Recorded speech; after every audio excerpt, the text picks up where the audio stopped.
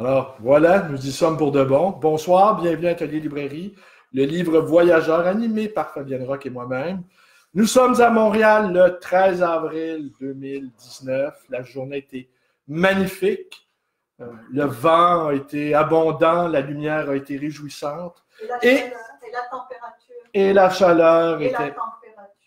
Et la température merveilleuse me souffle Fabienne à l'oreille.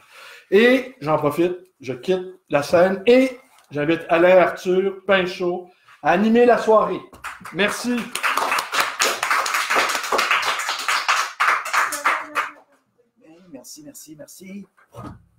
Merci. Donc, jour 13 de la paraculture. Je vais faire un petit speech d'introduction.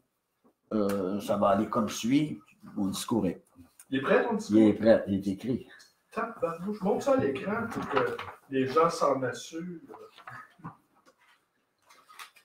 J'ai appelé ça au temps des girouettes, les boussoles s'affolent. Comme vous pouvez remarquer, hein, le jour 13 de la paraculture me cerne, me donne des cernes. Ma boussole s'affole. OK, je vous envoie ça. Je me demande comment en finir avec la démocratie capitaliste. Les ignorants sont des légions romaines égarées en bas Canada, fidèles à l'empire de l'argent. Ils accumulent leurs biens et immeubles, voitures et régimes d'épargne. Esclaves au service des patrons de l'industrie, ils élèvent leurs enfants pour en faire des serviteurs de l'État ou des petits entrepreneurs. Ils rêvent d'automobiles et d'écrans géants. Ils sont friands de statistiques dans les arènes où les gladiateurs se battent à mort pour les sénateurs et les condominiums offerts aux gagnants. La droite locale est complètement omnibulée par la civilisation capitaliste. C'est l'apothéose du mauvais goût, de la vedette platine, de la décadence des mœurs. Leur conscience se confine à leur tondeuse à gazon dans le garage. Ils se confient à leur clôture comme un confessionnal qui entoure leur domaine privé, la piscine creusée, le barbecue en plein air. Leur messe télévisuelle rythme les espoirs, envies, fantasmes. Les hypnotiseurs et les effaceurs de réflexion bouchent les possibilités pour comprendre le rapport à l'environnement. Leur monde est gouverné par les pesticides, les villages temporaires de motorisés et les crèmes solaires.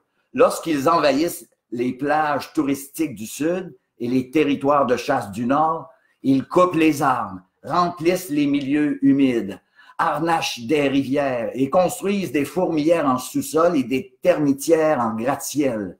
Ils s'étalent, comme en fait foi les océans de plastique et les décharges municipales sur toute la surface du globe.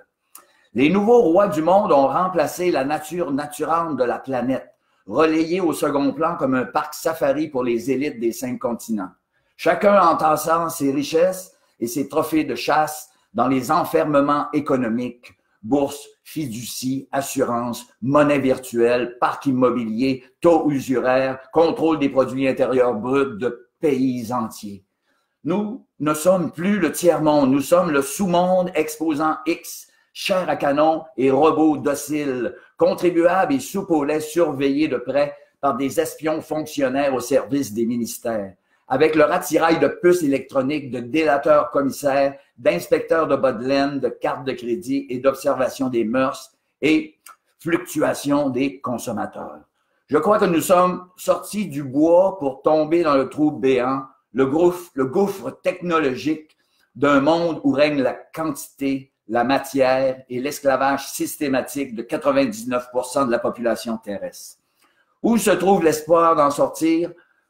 Entre l'escalade des dangers climatiques et la spéléologie des fissures idéologiques, les fluctuations des plaques tectoniques de l'économie de marché, entre les mauvaises humeurs des géants chinois, arabes et américains, les pauvres indigènes de la planète Terre n'ont plus de saints, de dieux, de prophètes à qui se vouer.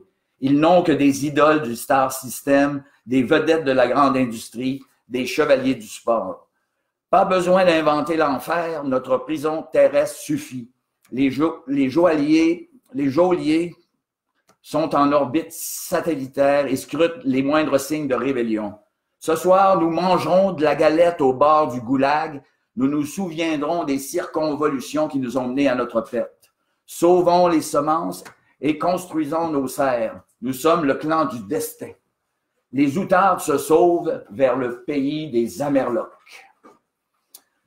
Alain Arthur Pinchot, bipède à station verticale. Merci. Salut, salut. Depuis Saint-Michel jusque-là. Les autobus étaient tout en retard partout.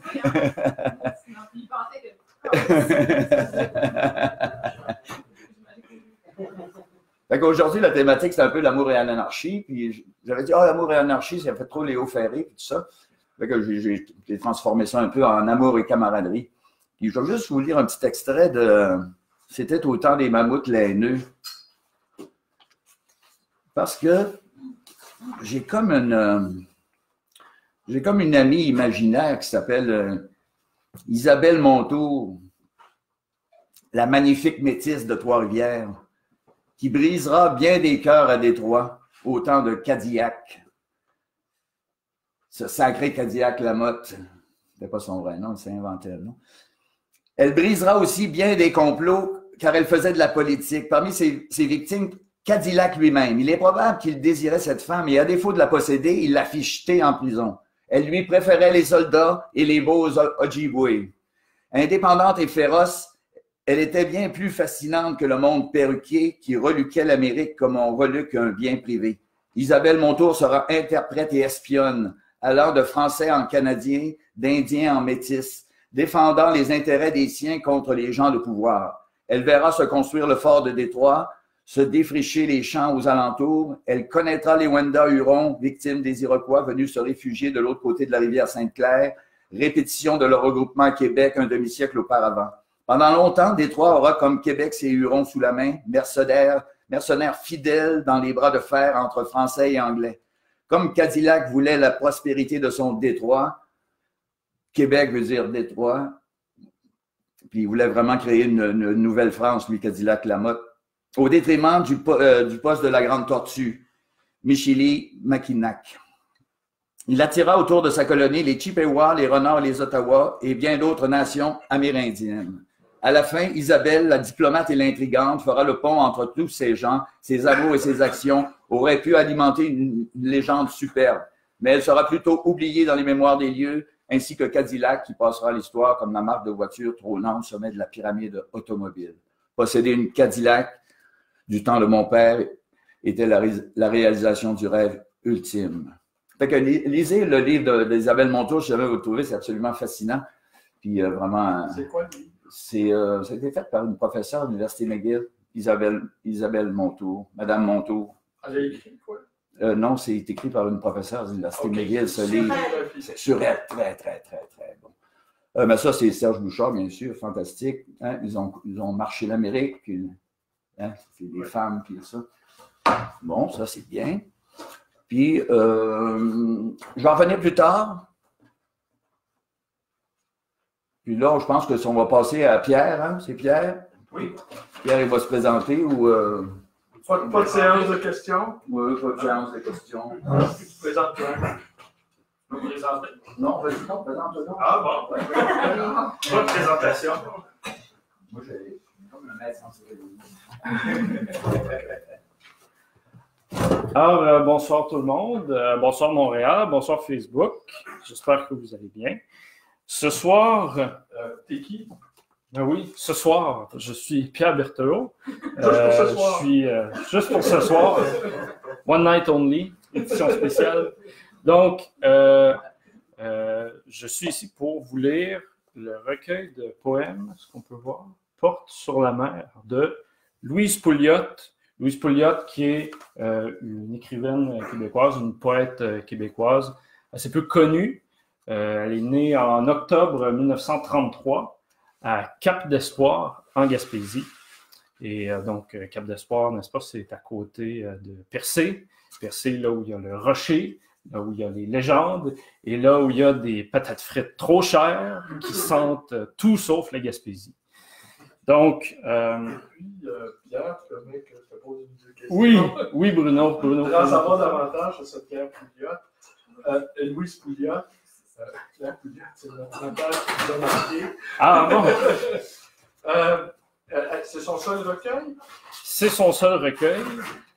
Elle a écrit pour Le Soleil, elle a écrit pour La Tribune. C'était une journaliste, en plus d'être une poète. Mais au fil de la soirée, de ma présentation plutôt, je vais vous lire un peu sa vie, qu'est-ce que c'était. Parce que la vie de Louis Pouliot, c'est la Gaspésie, c'est l'amour-passion, l'amour-destruction, l'amour-folie, l'amour dans tout ce qu'il y a de plus torride et désespérant. Parce que d'après moi, s'il y a bien un sentiment qui est profondément inhumain et insupportable, c'est bien l'amour. Donc, oui, ma blonde est là quand elle me regarde. Non, je vous assure, c'était tout prévu. Elle a un drôle de regard, je trouve. Elle a toujours un très beau regard. Donc, je vais quand même vous présenter un peu son milieu. Donc, je vous disais, Louis Pouliot vient de la Gaspésie. Elle est née en 1933 à Cap-d'Espoir. Donc, c'est la Gaspésie des années 30. Il faut se remettre en contexte. En Gaspésie, en 1933, il n'y a pas l'électricité. C'est tout juste s'il y a le chemin. Le chemin vient d'être construit par le gouvernement du Québec, le fameux boulevard Perron, nommé pas un premier ministre, mais un ministre qui est mort en dedans de 6 mois après la fin du chemin. Ça a été appelé le boulevard Perron longtemps après que les gens avaient oublié qui était M. Perron. C'était un lieu... Gaspé, ça vient du Micmac, hein? C'est un mot Micmac à l'origine, Gaspègue. Et Gaspègue, qu'est-ce que ça veut dire? Ça veut dire la fin des terres. Et la fin des terres, on l'a souvent surnommé le Finistère canadien. Très longtemps. Mais je pense qu'il faut comprendre surtout la Gaspésie dans le sens où c'est le bout du monde. Donc, c'est l'endroit où on va au bout de nous-mêmes, où tout est possible dans un sens, où tout peut arriver. Donc, c'est un peu dans cet état d'esprit-là qu'il faut recevoir la poésie de Louis Pouliot. J'arrive du fond des vagues intenses pour mouiller de mer ton silence. Là-bas, le goût de sel façonne les vertiges, il te frôle déjà dans le sillage des miracles. Comme un geste d'argile sur tes cheveux, à perte de chaleur se rejoignent des mains serties de teintes d'eau, elles habitent la mer. Je lirai à ton front des reflets de corail, et te dirai la mer insinueuse et chaude, mais j'exige tes yeux, aux coulées de lumière qui caressent les algues de la nuit. Je sais un pays de neige et de mer, un pays plus vaste qu'un pas d'homme, et plus limpide qu'un regard d'enfant. Je voudrais te dire, mon pays d'amour, où grandit le feu sous la gelée et la soif intense parmi la mer. Je voudrais te dire, mon pays de sel qui cingle au visage sa lumière drue. Quand le vent poudroie la neige et le gel, recréer pour toi ces étoiles d'ombre et la nostalgie des glaces de mer reflétant les aubes des mondes anciens. Quand la neige étreint leurs gestes perdus et rejoint la nuit à perte d'amour. Il était le pays accroché au sillage des goélands. Il était une terre attachée au cordage des partances. Il était le départ à travers les bouées du silence. Il était autre chose, autre ailleurs dans le vent. Il était. Mais il est disparu. Et son rêve muré de paupières. C'est une poésie, n'est-ce pas, très géographique, très météorologique. Mais en Gaspésie, c'est un peu tout ce qu'il y a. C'est le temps, c'est un monde millénaire, un monde qui n'a pas été changé depuis des siècles de présence humaine. C'est un endroit, un des quelques endroits au Québec, je crois, où la nature sauvage la nature sauvage, y compris chez les humains, mais dans la faune elle-même, les forêts, la mer, est encore inconquise au moment où on se parle. Il y a toutes sortes de vieilles mentalités, de drôles, de coutumes qui subsistent en Gaspésie. C'est pas pour rien s'il y a autant de légendes qui viennent de là-bas. C'est peut-être pas un hasard non plus si Jacques Cartier a débarqué là pour prendre possession le 24 juillet 1534 au nom du roi de France, la possession, le berceau du Canada. Eh bien, c'est un berceau dans lequel peut-être le Canada a un jour grandi, mais je crois qu'il n'est pas tout à fait sorti de là. Je crois qu'il y a encore un côté sauvage qui n'est jamais tout à fait mort, tout à fait disparu, puis qui est au fond de nous, dans le fond. C'est très évocateur quand même comme poésie. Je trouve que ça dépasse la nature. Il y a quelque chose aussi d'assez intimiste. En fin de compte, tu dis qu'elle est née en 1933, mais en quelle année elle a écrit ce livre? Ce recueil-là, merci de le rappeler, ce recueil-là date de 1956. C'est ça? Donc, elle avait 23 ans quand elle a écrit ça. Voilà. Ah. Donc, puis merci de parler justement de l'année où elle a publié ça. Je vais vous parler un peu de ses influences, parce qu'elle n'a pas écrit ça dans l'air du temps, n'est-ce pas? Parmi ses influences, si vous voulez, d'ailleurs, à ce moment-ci, une photo de Louise Pouliot. Je ne sais pas si on peut bien voir. C'est elle. Elle est belle. Très belle femme. Je vais vous la faire circuler dans la salle ici. Je la mettrai sur le mur Facebook de Bruno après la lecture, si vous voulez. Donc, je vais vous la faire circuler avec un article qui parle brièvement d'elle, puis de sa poésie. Donc, je reviens.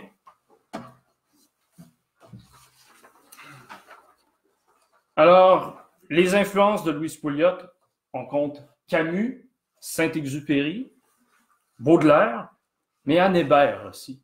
Pour ceux qui ont lu Les Fous de Bassan, qui, soit dit en passant, était basé sur une histoire vraie, qui s'est déroulée en Gaspésie, sur la pointe de Penouille. C'était une affaire vraie, c'était un vrai meurtre. On reconnaît beaucoup Anne Hébert dans cette poésie. On reconnaît Camus, on reconnaît Saint-Exupéry. C'est un peu un voyage au pays des rêves. C'est un pays de l'enfance qui n'est jamais disparu. Mais c'est un pays aussi de territoires infinis, des territoires à perte de vue. Où est-ce qu'on va littéralement au bout du monde, mais on va au bout de soi-même aussi. Louise Pouliot a grandi dans un environnement rural, mais profondément catholique aussi. Écoutez, c'était tellement catholique que c'était à ne plus voir clair. Sa sœur aînée, Louise Pouliot, c'est la 5e enfant d'une famille de 6. Sa sœur aînée, Suzanne, est devenue carmélite. Donc, pour les gens, peut-être plus de ma génération, ou plus jeunes qui ont moins connu en détail qui étaient les carmélites c'était probablement parmi les plus intenses, les ordres religieux les plus intenses qui puissent exister, qui vivaient cloîtrés complètement du reste du monde. Oui. Je crois qu'elle faisait vœu de... Oui. Puis, elle se promenait nu-pied aussi. Donc, de là le terme de carme déchaussé. Et voilà, exactement. Et il y avait un couvent, comment on appelait l'endroit le cloître le Carmel de Montréal. Voilà. Donc, elle a fait son noviciat, puis elle est rentrée chez les Carmélites. Donc, c'est un environnement rural. Il n'y a pas l'électricité en 1933. Il ne l'aura pas avant les années 40. Ses parents sont quand même des gens, je dirais, en bonne situation. Ses parents, ce n'est pas des pêcheurs, ce n'est pas des fermiers. Son père, c'est le médecin. C'est le maire du village de Cap-d'Espoir, qui s'appelle le docteur Camille Pouliot. Sa mère, c'est une infirmière qui s'appelle Anne-Eva MacDonald, qui vient d'une vieille famille écossaise, catholique, évidemment. Et donc, c'est tellement étouffant, cet environnement-là, qu'il faut trouver une façon d'exprimer tout ce qui ne peut pas être exprimé à cause de la chape de plomb qui pèse sur les villages. Et ça, c'est une histoire, c'est tout le Québec de cette époque-là, n'est-ce pas? Mais la chape de plomb, tu veux dire le poids de l'Église? Le poids de l'Église, puis aussi le poids des consciences contrites tous les péchés, les passions non Ouais, avouées. ce sorte de candidaton qui empêche de vivre. Exactement. Ben, un peu comme aujourd'hui, mais J'aurais envie de version. le poids de la neige. Le poids de la neige, merci. Ben, la neige enferme. Oui, puis En serre. Enferme. pour faire suite à ce que Alain Arthur disait tout à l'heure, les statistiques, statistiquement, la Gaspésie, c'est un des endroits au Québec où il y a le plus de grosses bordées de neige chaque année. Oui, oui. À Montréal, on en compte environ 4 ou 5. En Gaspésie, c'est 8-9. Et c'est toujours un pied de neige à la fois. Ils sont très chanceux. Ah oui, mais... Moi, j'aime la neige, donc pour moi, ils sont très chanceux. nous aussi. Ça va pas être ponctuel que de la neige. Moi, j'ai une question. Oui, L'établissement, bon, Jacques Cartier a établi hein, oui. le royaume, mais à partir de quel moment il y a eu des gens qui se sont établis en Gaspésie? Les Micmacs étaient là depuis plusieurs siècles. Les Micmacs, c'est un peuple autochtone qui vivait dans l'est du Canada. Donc, ils vivaient en Gaspésie, mais ils vivaient sur les îles de la Madeleine. Ils vivaient aussi sur l'île du Cap-Breton, donc l'île du Prince-Édouard, tout ce qu'on appelle en gros les maritimes. Mais les premières présences européennes remontent à avant Jacques Cartier, parce qu'il y avait déjà des pêcheurs basques, des Bretons qui traversaient l'Atlantique avant de venir. Et on a trouvé certaines présences quand même, certains signes de leur présence, parce que lorsque Jacques Cartier va venir, sur les tentes des Micmacs, on va trouver des croix de l'Église qui vont être peintes. Et le surnom des Européens qui vont venir en Amérique, ça va être les hommes de la mer, les hommes avec les croix.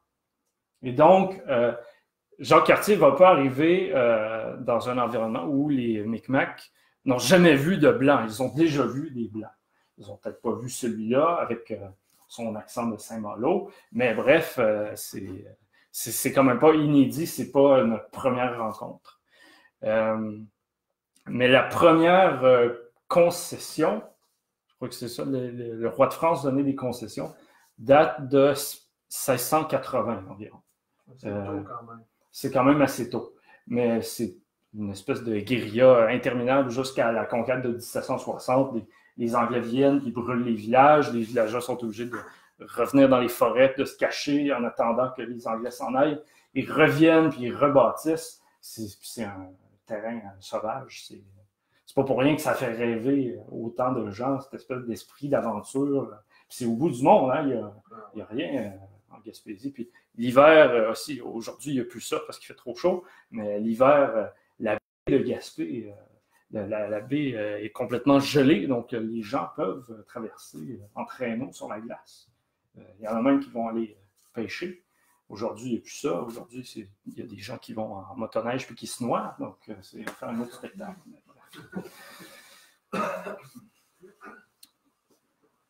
Des flamèches mourantes, un long brasier fumant, et sur les galets roux qui hantent ma paupière, un souvenir dansant. J'ai erré sur les plages lourdes et repues, j'ai erré au soleil des jours déserts, et sur des soirs plus lourds, plus vastes et plus muets, j'ai erré sur les mers. Quelques goémons gluants, une étoile au filet, et dans le clapotis de la marée montante, une chanson perdue.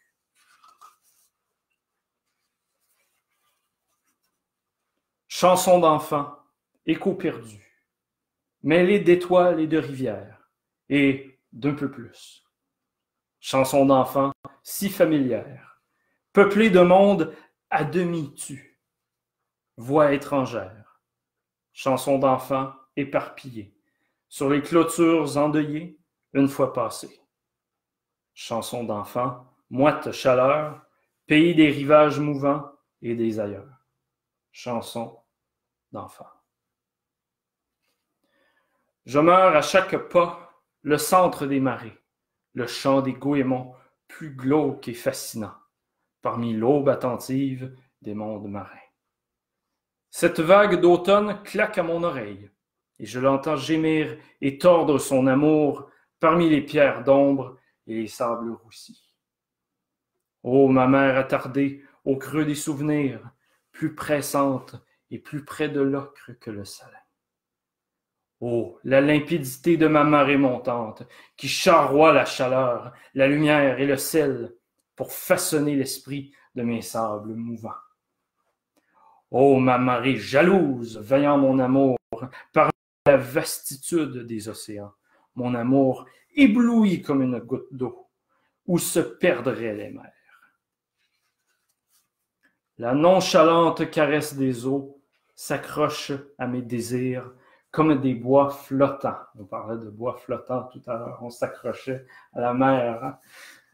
S'accroche à mes désirs comme des bois flottants. Et quelquefois grisé sous un souffle d'étoiles, je leurre mes sommeils au sein des rives froides et reviens contempler, noyé au fond des lames, quelques rêves endormis, enluminés d'écume.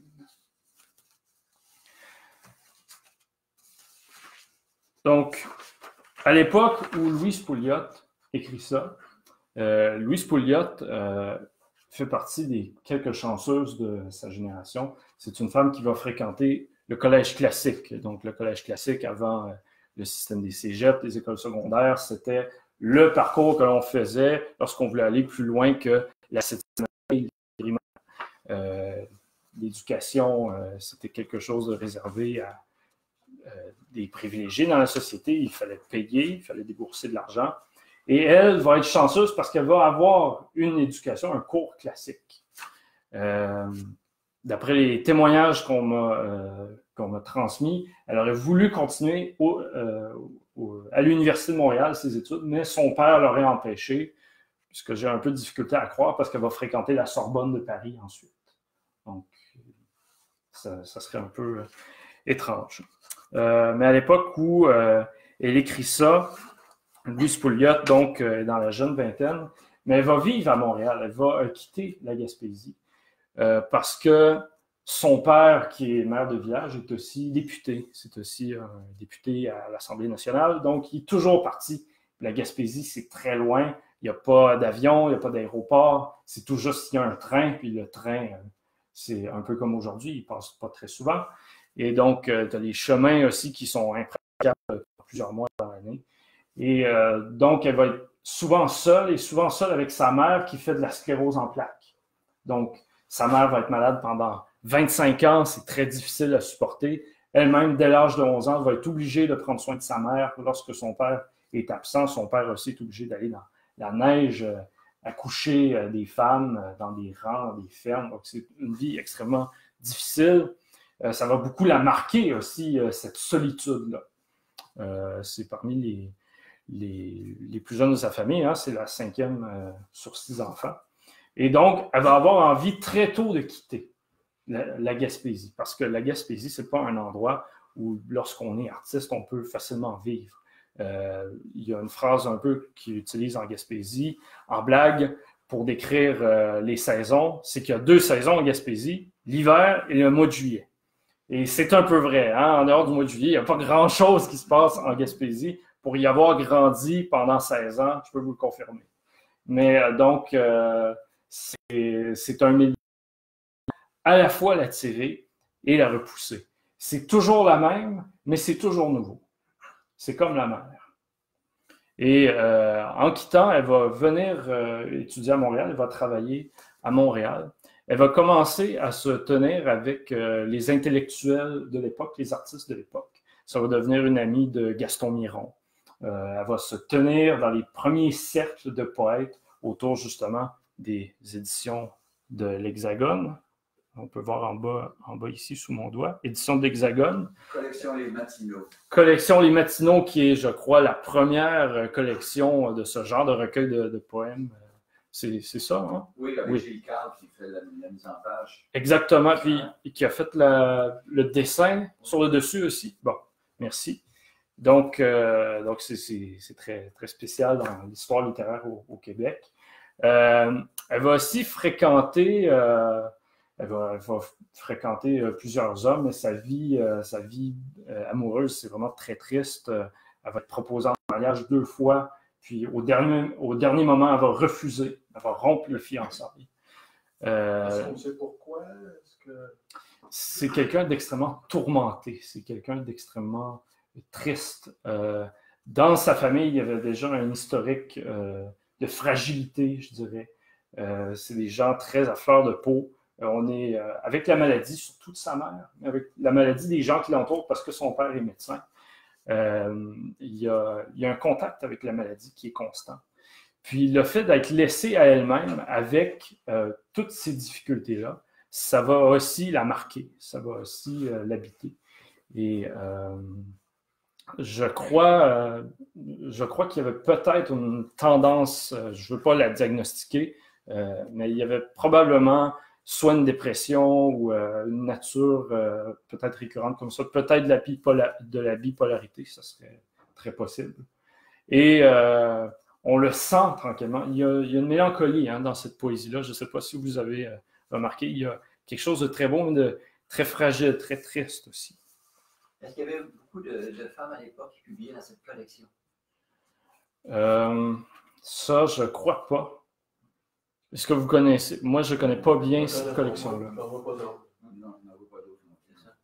C'était beaucoup des hommes. Et elle est décédée quand?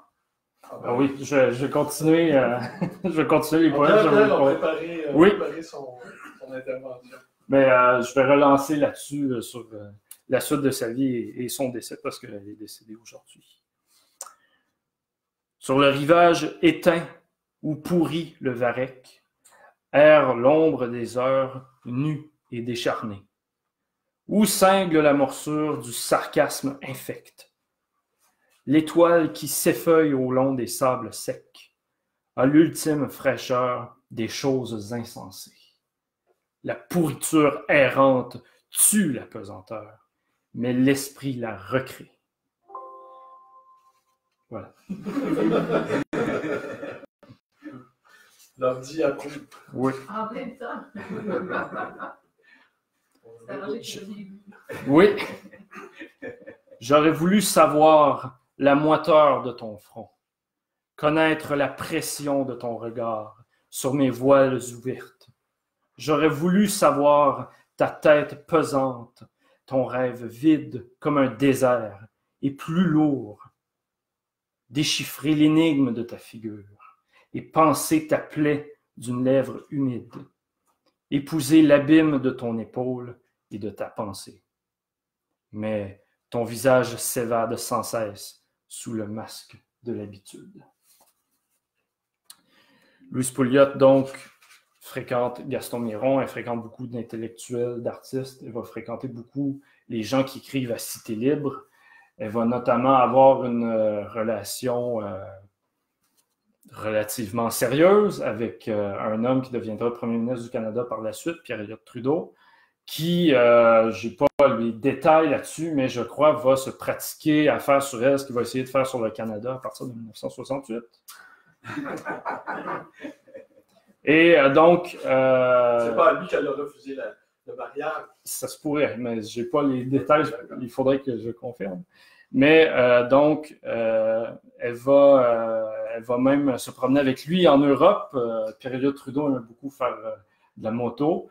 Donc, à l'époque... Et il a fait le tour de la Chine en vélo. Oui, avec Jacques Hébert, c'est vrai. Il a fait le tour de la Chine au début des années 60, je crois, ou fin 50. Oui, deux innocents. Deux innocents en Chine rouge, s'il y en a qui connaissent la date.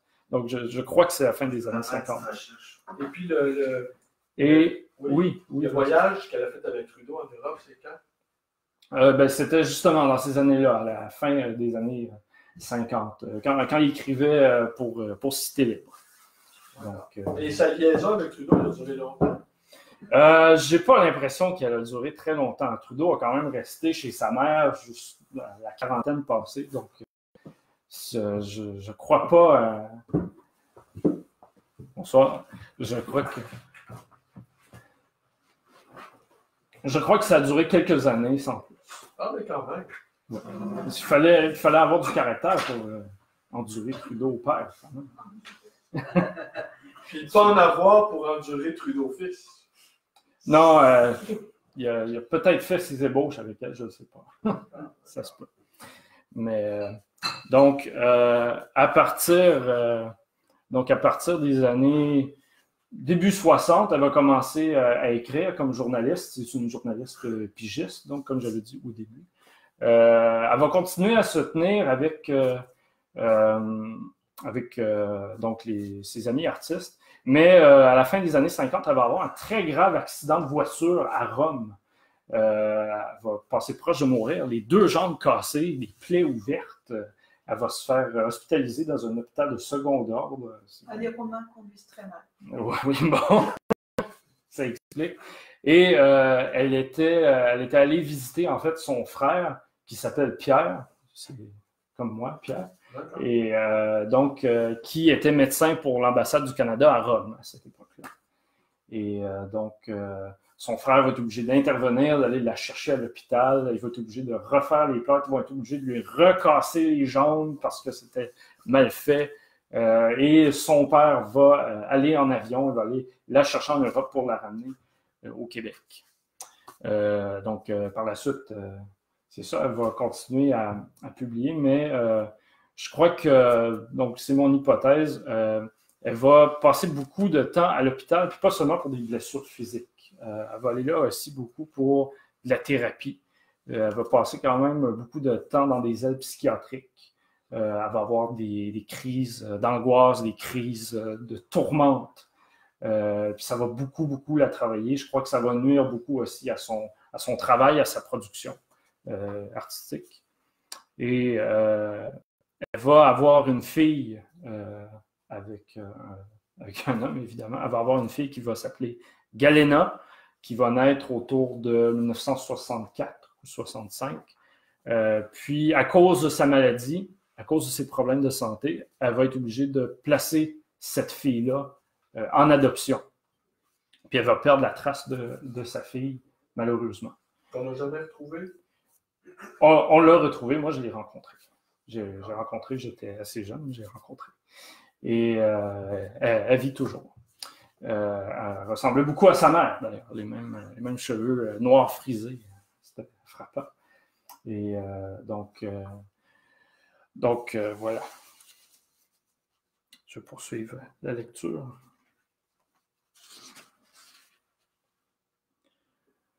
Ce rêve étrange, échoué parmi les goémons et les algues vertes.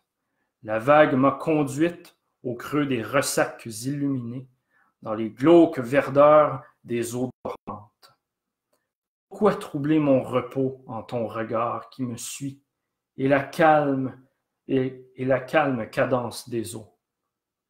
Tu ne sais le tourment des nocturnes marées, ni leur chaude caresse engluée de varech. J'ai déchiré ton nom comme une fleur obscure, de celle que l'on rend au parfum de la nuit. Le sable de l'oubli sous l'écume et le sel connaît le poids des mers à jamais enfoui. J'ai déchiré ton nom sur l'argile d'un songe à peine modelé. Comme un homme se lève pour la partance, comme la main gémit l'enfantement du jour, mon pas s'est abreuvé de mort et de lumière, de ce feu qui traverse les mers et réchauffe l'haleine de la terre où l'embrun du matin efface un pas lointain. Louise Pouliot va perdre sa mère assez jeune. Sa mère, je l'avais dit, faisait de la sclérose en plaques. Elle va mourir au début des années 60. Donc, une très, très longue maladie, 25 ans en fauteuil roulant. Ça va beaucoup l'affecter. Et je crois que ça va habiter aussi ces épisodes de maladie mentale, sans doute. Vers la fin des années 70, elle va devoir se faire interner de façon plus prolongée parce qu'elle va perdre la vue complètement. Elle va perdre la vue, elle va finir par la retrouver par la thérapie. Mais vraiment, à la fin de sa vie, elle va être complètement lessivée, épuisée par la vie. Il y a toujours une pulsion de mort dans son écrit. Il y a toujours cette crainte de l'abandon, de jamais retrouver le quai du départ ou le lieu où on peut s'ancrer. C'est vraiment comme un bateau sans voile qui est laissé à lui-même à la dérive. Et cette douleur-là, elle va la vivre dans la solitude parce qu'elle l'intimité la brûle. C'est quelque chose qui lui est insupportable, l'intimité. Le feu s'installe au cœur de l'ombre, les sources y tarissent, et ma soif errante ne frôle que des mousses sèches. Comme la nuit est lourde sur les déserts et dense, c'est l'heure des ombres et des mirages. Ils peuplent l'absence, ils dessinent sans fin des formes hallucinantes qui me rongent la tête et les os. De l'eau qui fraîchisse ma langue, de la lumière pour mes yeux, des fleurs et des fruits dans mes mains qui nourrissent mon sang, comme le feu est lent qui me dévore et cisèle ma soif parmi la nuit. L'heure n'est pas venue, mon corps, de l'enfantement. Tu ne sais le désir cuisant dans ta chair vive, ni le rite de l'attente. Il te faut longuement nourrir l'absence et la torture de l'amour avant l'éclatement du jour. Où sont tes heures d'enfance et tes serments? Où sont ta bouche sèche et ton ventre maigre et tes paumes humides lacérées de désir? Où sont la honte de tes seins sur ta beauté, comme fruit mort, et l'écrasement de ta chair et son désespoir?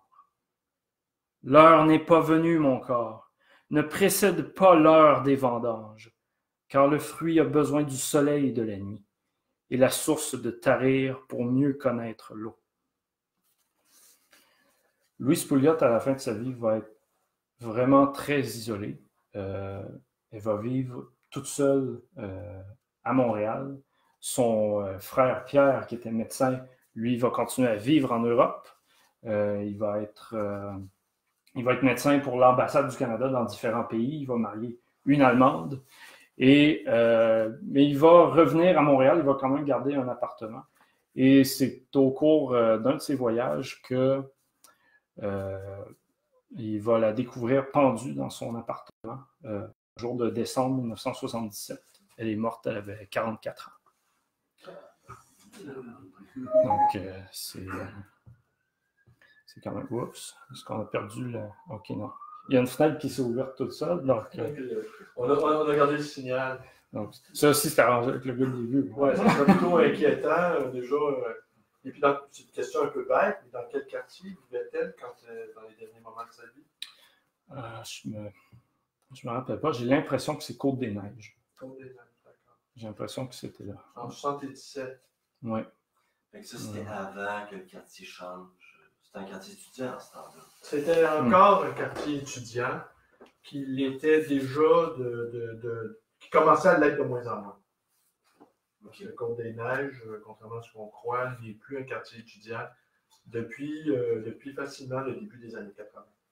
Avec la fermeture du café de Campus, le chemin Queen Mary, ça a vraiment mis fin à... Il était où le café Campus? Sur Queen Mary. Mais quel bâtiment? Il a été sur Queen Mary, sans doute, mais moi j'ai connu tant qu'il était sur Decel. C'est ça, Decel Queen Mary. Ok, c'est ça. Mais en fait, je pense que tu veux le replonger dans la poésie parce que... Je vais vous lire 2 derniers poèmes, si vous voulez. Je n'ai pas tout lu. J'ai lu les poèmes qui me semblaient les plus pertinents à son chemin de vie. Donc, c'est les 2 derniers. Après, si je bien, peut-être on aura quelques questions à poser. Oui, avec plaisir. Avec plaisir. Je vais faire ce que je peux. Je ne connais pas toute sa vie, malheureusement, mais j'ai pu grappiller. Il est d'autres visages que charroie la mer et d'autres paysages.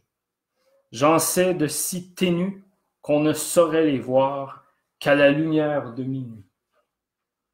J'en sais de frêles et de fragiles qu'une vague eût tôt fait de broyer si l'amour n'eût été blotti au creux des lames.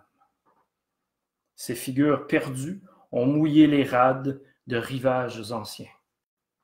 La mer les y étreint, jalouse de silence. C'est que tous ces visages, elle les a lavés et labourés d'écume. Elle a levé sur eux des nuits si fascinantes et des matins si lumineux que nul ne pourrait plus les aimer mieux dans le sel et l'absence. J'en sais d'autres encore en marche vers la mer, comme des déserts. Leur bouche était la soif et leurs yeux le désir. Leur monde de lumière était beaucoup trop grand. Pour nos chemins de terre, ils les ont réfugiés dans la cage de la mer. Il les a nourris des ondes de mystère qui habitent les eaux. Il les a revêtus d'algues aux gestes nostalgiques, dont les teintes reflètent des ailleurs toujours plus beaux. Quand nos corps seront nus, nous saurons la puissance des visages perdus et nous les recréerons. Quand nos mains délivrées posséderont la terre, quand nos yeux seront purs et que nos pas d'enfants retrouveront la mer.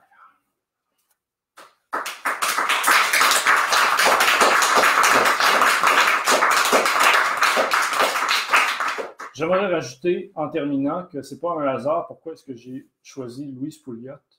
Louise Pouliot a fait son entrée assez récemment dans ma vie et je ne suis pas très fier de dire ça parce que c'est ma grande tante Louise Pouliot, c'est la sœur de ma grand-mère. Tu devrais être fier. Donc, merci. Je trouvais que sa poésie était tellement jolie. C'est pas parce que c'est de ma famille, c'est parce que je trouvais sa poésie magnifique. Je trouvais qu'il n'y a rien qui parlait aussi bien de la Gaspésie que ça. Et s'il y a un au-delà, j'espère qu'elle nous entend parce que je voulais lui rendre hommage ce soir. Merci. Ah, super. Avez-vous des questions? Oui. C'était plus par rapport au Micmac que tu avais dit, là, concernant Oui. la présence européenne. Peut-être faire une précision. Oui. En fait, il y a beaucoup des travaux en histoire qui ont fait mention, en fait, au niveau des Vikings, que, en fait, non seulement, bon, il était je ne me trompe pas, à Cap-Breton. Oui, à Terre-Neuve. Terre-Neuve, excuse-moi. Ouais. Mais également au Nouveau-Brunswick, puis également, ils ont été de passage également en Gaspésie. Ah, ça, je le savais Il y a pas. même des travaux qui, en fait, ont démontré qu'ils ont été jusqu'au nord, dans la rive du Son. Ah. Moi, les travaux que j'avais lus, c'était de Mario Mimo, qui est l'historien, un des grands experts de l'histoire de la pêche en Nouvelle-France.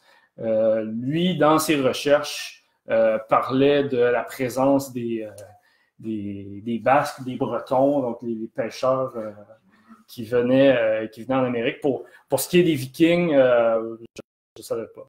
C'est intéressant. Oui, c'est Éric le Rouge. Semble-t-il que c'est Éric le Rouge. Oui, mais c'est parce que... Mais jusqu'en Gaspésie, je ne savais pas. Oui, ben c'est parce qu'on pensait que, pendant longtemps, on pensait que les Vikings, c'était juste venus, s'étaient contentés juste d'explorer Terre-Neuve, l'île de Terre-Neuve, tout ça, mais en fait, on s'est rendu compte avec les données archéologiques que non, ça c'était c'est beaucoup plus vaste, en fait. Ce serait vraiment promené là, pas mal dans toutes les maritimes, puis serait monté jusqu'au nord, en fait, jusque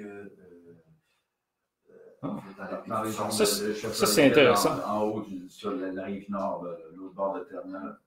Oui, ben c'est ça, mais même plus loin, ils vont juste l'autre côté, puis il y a même des thèses qui disent qu'ils seraient allés jusque dans la baie du Son. Ça, c'est vraiment intéressant parce qu'il y a une chose. Oui. Puis, tu sais, moi, ça m'avait étonné. J'avais pris ça dans mes cours, puis c'était des données récentes. Ah bon? Des thèses, des données archéologiques qu'on a pu étudier. Là, parce qu'en fait, c'est qu'on a remarqué que les Amérindiens avaient des objets vikings. Pendant longtemps, on disait, c'est des échanges. Mais en fait, non, c'est qu'il y a eu des traces de venue des Vikings qui s'étendaient beaucoup plus loin que seulement Terre-Neuve, Labrador. Ça s'étendait jusqu'au Nouveau-Brunswick, au sud, puis au nord, jusque dans la baie du Son, là, vous imaginez. Donc, c'est quand même... C'est incroyable. Ça peut régler. Il y a une exploration, tu sais, au Moyen-Âge. Je trouve ça intéressant parce que la Gaspésie,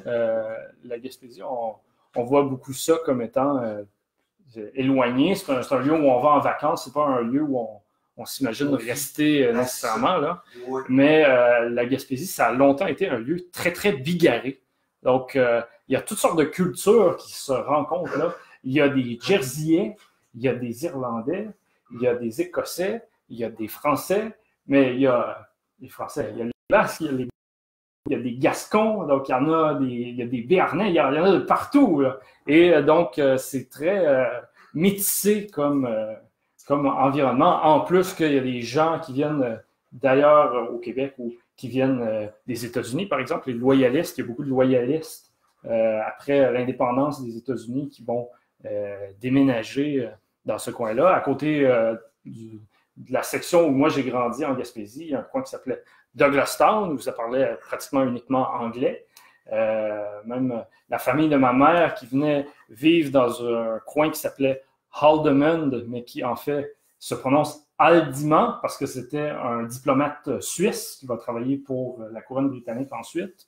La famille de ma mère était la première famille française, francophone à s'établir dans ce quartier-là depuis très, très longtemps.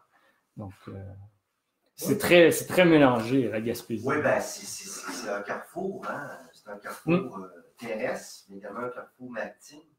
C'est la porte d'entrée de la vie commune de Saint-Laurent. Également du sud.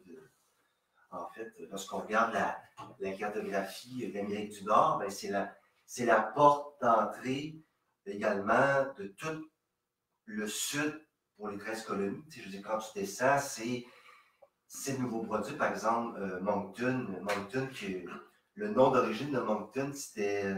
Il y a eu plusieurs noms, mais je pense que c'était comme. Il y avait un nom qui voulait dire croisement des chemins, là, à l'époque de l'Acadie.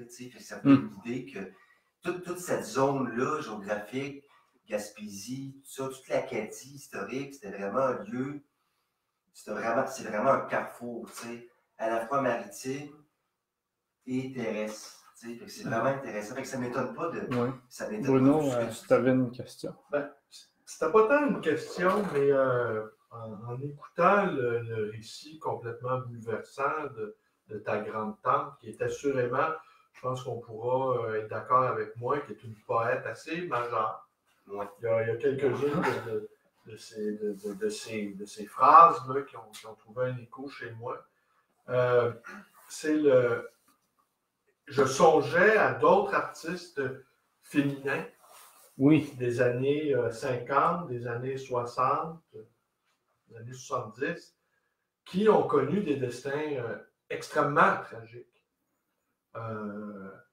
Guilbeault, la muse de Claude Gauvreau, Lise Gervais, qui est une artiste peintre, de la difficulté qu'il y avait à être une artiste femme qui était pris dans les conventions sociales et qui en même temps avait envie d'avoir une vie amoureuse aventureuse, une vie libre, et comment tout ça, finalement, on en faisait des folles pour finir.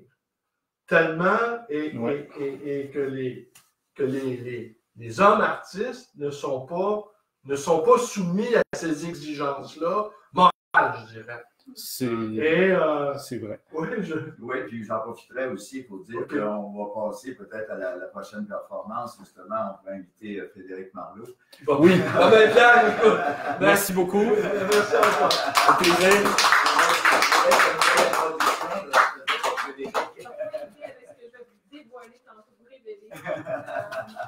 Faire la place à une femme artiste. Hein? On commence avec la poésie féminine, donc on va faire place à une femme en chair et en os. Merci.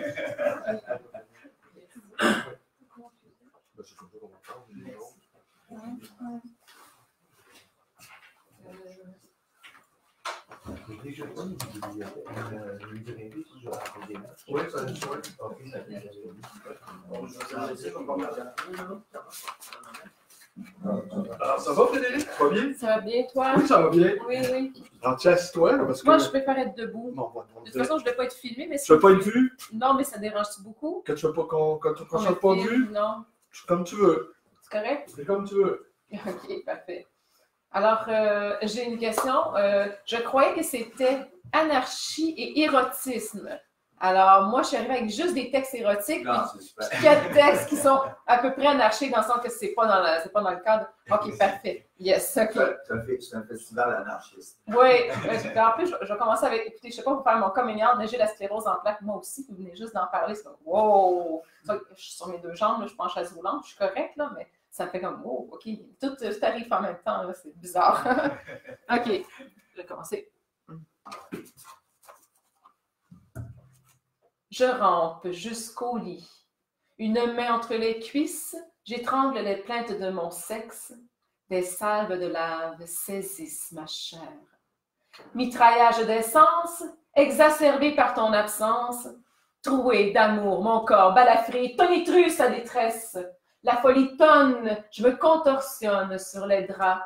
Désert de toi, je suis seule, je suis salement en manque, je suis sans battant et assoiffée du don de soi, je me veux jugulaire sucée, désarmée, conquise, cravachée, harnachée à ta verge, suspendue à ton verbe trapéziste, je veux que tu bandes l'arc de mes reins, les compresses, me compriment, que tu exprimes ma pulpe apollinienne et purges le ciment de ma volonté. Je veux que tu me baises, que tu macules au fondement métaphysique, me matraques de ta bite et éjacules sur la lacération du désir obèse. Je veux que tu macules la Vierge de trésors bitume, parfume mes reins de ton empreinte nocturne et m'arrache le trophée de la résistance à même mes veines. Je veux que tu me prennes comme une brute, me pille, me torpille, que tu me traites comme une pute et me traînes par les cheveux jusqu'au pieu, car je dirai toujours oui, encore. Fais-moi visiter la mort à forte dose intrapsychique. Je suis mûre, je suis une mère érotique et me repais de ta trique absolue. Je veux m'empaler sur ta tour Eiffel. Je veux que tu m'écartelles, que tu me dévores. Animal, je n'ai rien d'un fruit qu'on pèle. Amant de mes nuits, les heures diurnes sombrent dans la torture où j'attends la délivrance par l'extrême.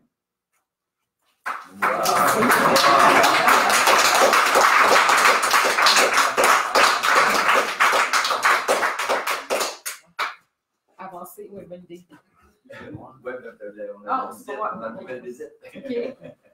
Mes textes que je peux qualifier de plus anarchiques à comparer des textes érotiques que je viens de lire.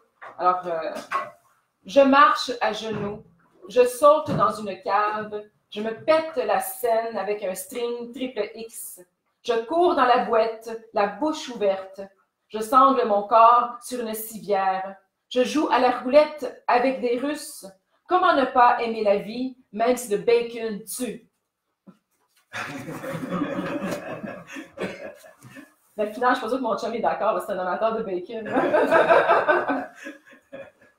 Je refuse ma bouche métal, les nucléaires, les bonbons atomiques, fourrés sous la langue, fake nitro, mon cœur, fragile à l'os cassé, mes rêves concassés, brisés, écrasés, cristaux de beauté pulvérisés. La coupe déborde de crachats amertumes, du sperme bitume à faire laver par la ville, ou l'équipe de soccer m'ayant passé dessus, au rythme incongru d'un orage apocalyptique.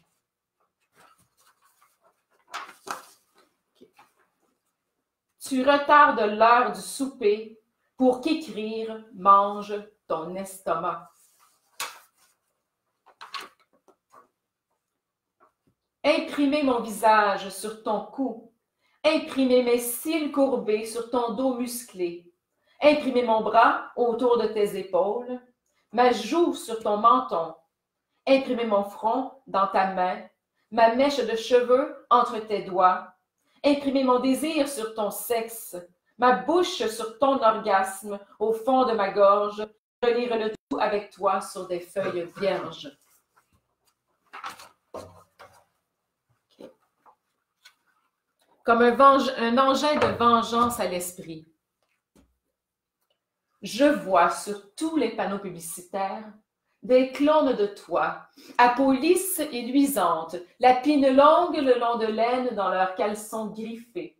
Ces éphèbes bidimensionnels ne t'arrivent pas à la cheville, non pas comme toi mes ongles plantés, dans le décor de leurs couilles fermes, sacs de billes brillantes, coques d'amandes, s'entrechoquent sur ma langue, habiles à te faire lâcher la purée en temps venu. Maintenant, à plat ventre, Narcisse, que je te lèche le trou de balle, c'est pour moi que tu poses fatal. Tu as fini de gicler en solo en durcissant tes gros muscles devant la glace, fini de refaire le stucco d'un plafond de cathédrale. J'ai passé la crise des tatouages, à moi de tapisser ton cul sur les murs, dans ma galerie d'images spirituelles. Souffre que je t'encule dans un monde virtuel sur un mode pornographique. Je parle pas de mon chum là-dessus, je veux vous dire. Je tiens à spécifier. Il doit être inquiet. Il n'est pas chanceux. Camillard. Qui est rouge et Ici, je te confiais les pensées qui me traversent. Quand ton sexe durcit dans ma bouche molle, ce morceau de toi devient tout l'univers que je tête en quête de l'absorber. Je me tais, me résorbe, je ne peux plus décrocher. Parfaitement nourri du logos à venir, mes joues creuses en écrin épousent la jubilation du cosmos. Parfois, je perds le fil et le reprends à l'origine. Mes muscles se tendent et tremblent, je ne les entends plus frémir. À l'autre bout de moi, mon sexe B, lointain et proche, tu en sortiras. Je m'accroche à la grande roue, je n'ai plus de ventre, la bouche pleine comme un œuf, mes dents volatilisées. Je tire de ton sexe viril une lumière, je deviens ta mère nourricière. À mon tour, je déroule l'échine, je m'affale, j'ai faim sans affolement, de ta force d'Hercule inclinée vers moi.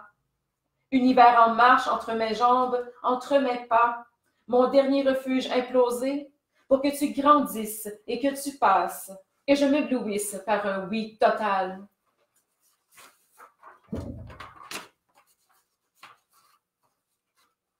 La grappa et les expressos dans les veines, sommes-nous encore intacts? Le film porno joue.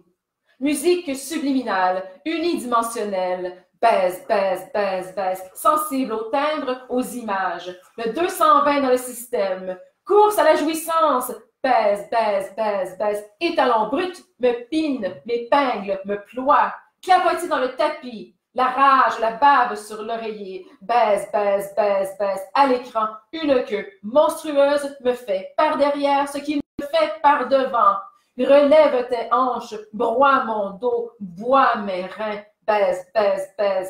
La transe se déclenche, ma mâchoire se décroche, je ne sens plus la descente dans la chaîne des climax. Vitesse maximale, baise. Averse de grosses gouttes salées dans ma gueule. Bienvenue au Nirvana, baise. Vision accélérée, jouir mur à mur, la cage ouverte, les barreaux sciés, derrière les paupières battantes, cortège de sensations fortes, grisées, concassées, le physique électrique, au loin, reculé, perdu dans l'infini, nulle part, bienheureuse. En catimini, le grand-père décédé de mon amour se penche sur moi avec ses lunettes rondes. Retour, baise. Arrête, c'est trop. Mon cœur bat à 100 000 à l'heure, ma poitrine se soulève, elle va exploser. Ton grand-père, il est venu me dire, oui, je l'ai vu, il est venu me dire que si je continuais ainsi, j'allais mourir. Il m'en reste 2. Trash. Je dis trash au top clean. Je dis hache au pop star chiche de spleen. Je dis crash aux riches qui marchent au cash et parlent caniche. Je veux voir de clash brûler des tuxedos, entendre la guitare de Slash en solo sur un tempo d'Arthur H. On cache les défauts des potiches sur les affiches. Viande hachée à coups de flash, les pouliches qu'on harnache. On joue à l'autruche, on s'entiche de cruche aux yeux de biche. On se les arrache. Eh bien, sachez que je chie sur les trailer park trash à postiche cheap, wanna be a slut like Mariah Carey. Sur les nunuches à la Anne-Marie Lozic, so fashion, qui lèche les taches originelles sur les draps de son sein paternel. Sur les fausses religieuses aux 2 grosses miches qui se gamahuchent en récitant le chapelet. Qu'on lâche les chiens dans les champs où broutent ses vaches, À la niche, bande de chihuahuas qui s'amouragent de ces greluches 5 nitouches aux seins gonflables. On s'assique le manche sur des airs poches de chanteuses prépubères qui manquent de panache. On fétichise la chair sous les jupes écossaises des écolières qui dansent sur push, push, in the bush. Mais on décharge sur les broches de la fille moche qui souffre le martyre dans sa push-up bra. Comme disait Charlebois, on va vous pitcher mon set de drum en pleine face, que le make-up vous craque, qu'on découvre un arnaque, qu'on démaquille vos culs de pachyderme déguisés en rescapés d'Auschwitz. Ça va faire mal, ça va faire squish, ça va fesser dans le dash, bitch. Bravo! Là, on n'est pas beaucoup de dames, mais c'est mesdames, on est 3. Mesdames, défoncez-vous. Alors, voilà, c'est des conseils. Peut-être pas que je les suis. OK. Sortez nu sur le perron pour ramasser votre journal. Enfermez-vous à clé dans le bureau du gérant d'un bar pour lui faire une danse à 10 gratuite. Tirez la langue aux jalouses en bigoudi qui vous traitent de salope à cause de votre décolleté. Regardez-les crever. Montrez-leur ce sein qu'elles ne sauraient voir. Dansez sur du hip-hop à vous fendre la jupe sans paraître vulgaire. Déversez un trop-plein de cyprine sur les jambes d'un égaré. Souriez. Le bonheur, ça écœure les inquiets. Tendez les mains, saoulez-vous au point de vomir dans le métro. Choisissez bien votre cible. Tendez les mains pour les menottes, la croupe pour la cravache. Baisez la bouche de votre amant qui vous traite de mule en tirant sur vos lulus quand vous vous rebellez. Hurlez de joie, jutez, écroulez-vous de fatigue dans un lac d'éjaculation féminine. Recommencez. Accomplissez le miracle de la multiplication des amants au quotidien. Inventez la recette d'un cocktail de sperme. Trémoussez-vous à 4 pattes devant un chien danois. Récitez un poème érotique dans un taxi conduit par un haïtien. Achetez des bottes en vinyle, portez une mini-jupe, des bas-filets, des fossiles et dites aux intellectuels que tout ceci n'est qu'une représentation. Masturbez-vous devant un maniaque qui boit votre urine et se prend pour un guichet automatique. Invitez vos ancêtres à vous sucer le clitoris. Dites oui là où allez mentir, faites la vérité. Refusez l'égalité, agissez en déesse, réalisez vos fantasmes, comblez vos désirs, ajoutez-y des caprices. N'exigez que des génies, batifolez avec les mortels, éveillez-vous, demeurez consciente, souriez, faites n'importe quoi. Merci.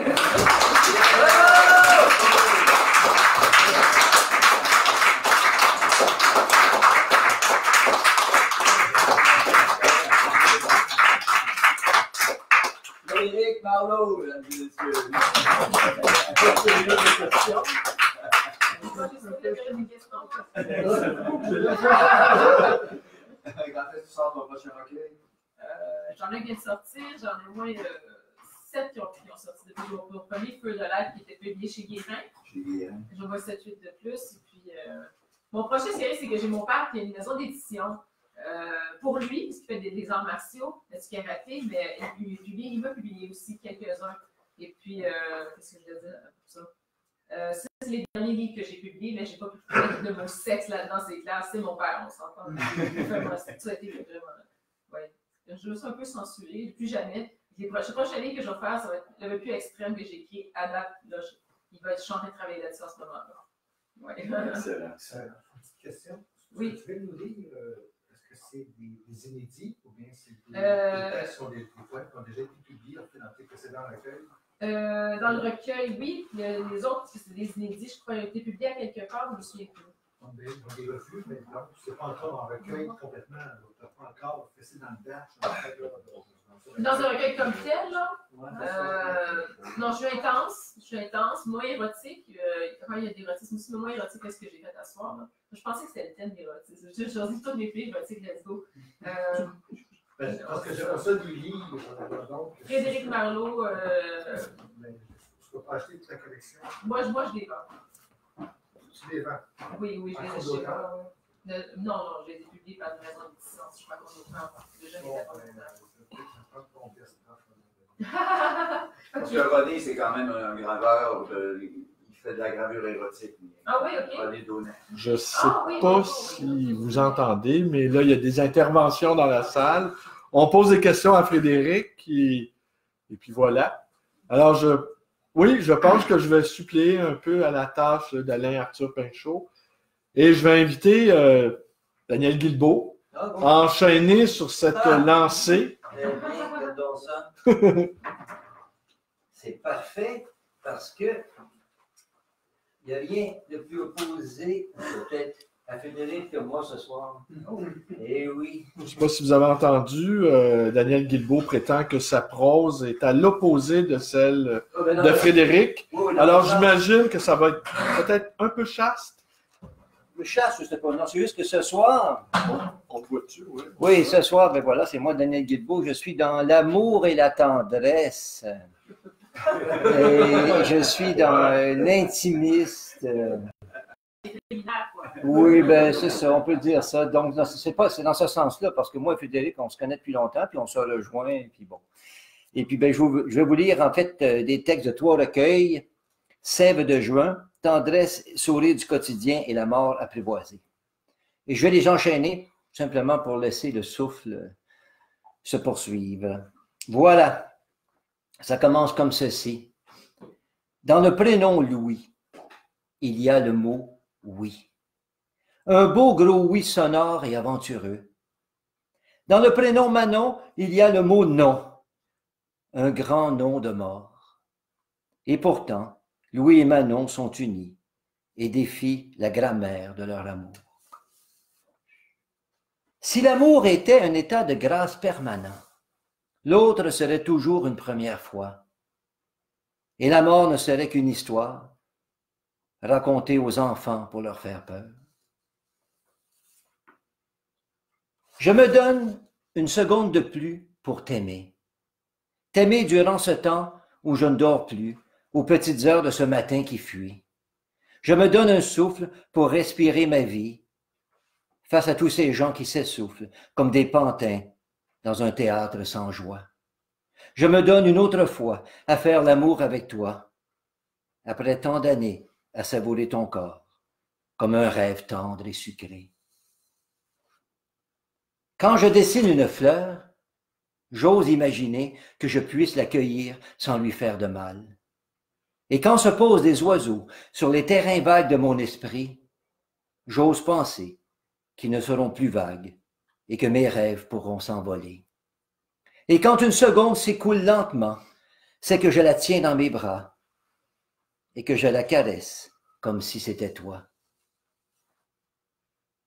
Mon bureau devient un vaisseau dans l'espace de ma conscience, d'où je peux m'inventer à partir de rien.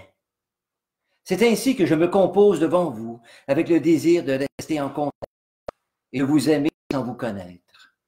Car sans le savoir, vous êtes toujours avec moi quand je vous évoque dans mon poème. Et me voilà dans ce maintenant qui vous parle pour vous couvrir de baisers, dans la possibilité que m'offre ce clavier. Je sais, la technologie est accessoire et elle porte la haine dans ces réseaux qui ont pris forme de civilisation. Mais c'est tout de même merveilleux d'avoir des doigts et un clavier pour écrire ce souffle qui me définit et vous dire que je vous aime et que vous n'avez rien à craindre.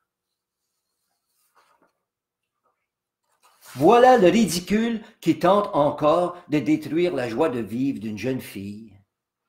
La voilà qui a peur d'être elle-même, pour des niaiseries d'apparence, de modes vestimentaires et de bouts de peau exposés. Et les journalistes qui en rajoutent pour la condamner et faire d'elle une victime à crucifier. Personne n'est assez généreux et spirituel pour lui rappeler que le ridicule est la plus belle façon de s'émanciper dans cette vie qui se veut la sienne. Et que ces traumatismes dont on veut la faire souffrir sont des hallucinations dans l'esprit de ceux et celles qui s'ouvrent les veines sur les écrans du monde. Je me lève encore une fois pour dire la vérité, enfin celle qui est mienne. C'est pour moi un partage, un festin de beauté entre des convives que j'imagine affamés et qui ont soif de connaissance. Je veux être tendre, non pas comme de la viande entre les dents d'un carnivore, mais comme une caresse qui rend à la vie son abondance et lui donne des frissons. Je vous parle et vous écoutez. Est-ce des paroles en l'air? Des verbes qui vous font penser qu'il est temps d'éclore? Je souhaite que mes mots soient des phrases qui se transforment en rivières. Dans l'enfance qui fait de votre âge un mirage aux cheveux gris. Merci beaucoup.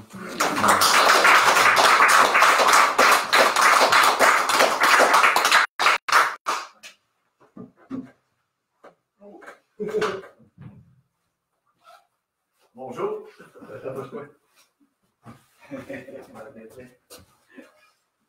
J'ai cette mauvaise habitude qu'on me reproche souvent de garder mon manteau longtemps quand j'arrive quelque part. Est-ce que tu veux qu'on passe tout de suite à la période de questions? Non, viens t'asseoir. Viens t'asseoir. Est-ce que je dois absolument m'asseoir? Oui, tu dois absolument t'asseoir. Je refuse de m'asseoir. Bon, ben à ce moment-là, on va essayer de te capter autrement. OK, est-ce que tu peux reculer? Qu'est-ce que c'est ça? C'est parce qu'on est en direct sur Facebook Live. Ah, wow! C'est lui qui est contre Facebook. Ouais, je me suis débranché de cet engin. Juste te reculer encore un peu. À moins que tu n'aies pas été vu. Je tiens pas, pour être franc, je suis content d'être avec vous autres. Bon, ben alors, OK, oublie Facebook Live. C'est différent. Mais tu y es quand même, là, pour l'instant. Ah, présente-toi.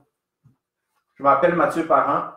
Je suis poète, artiste multidisciplinaire. Mes poèmes s'intéressent beaucoup au Québec, au fleuve, au hockey, à la marche, à l'ivresse et même à Pâques.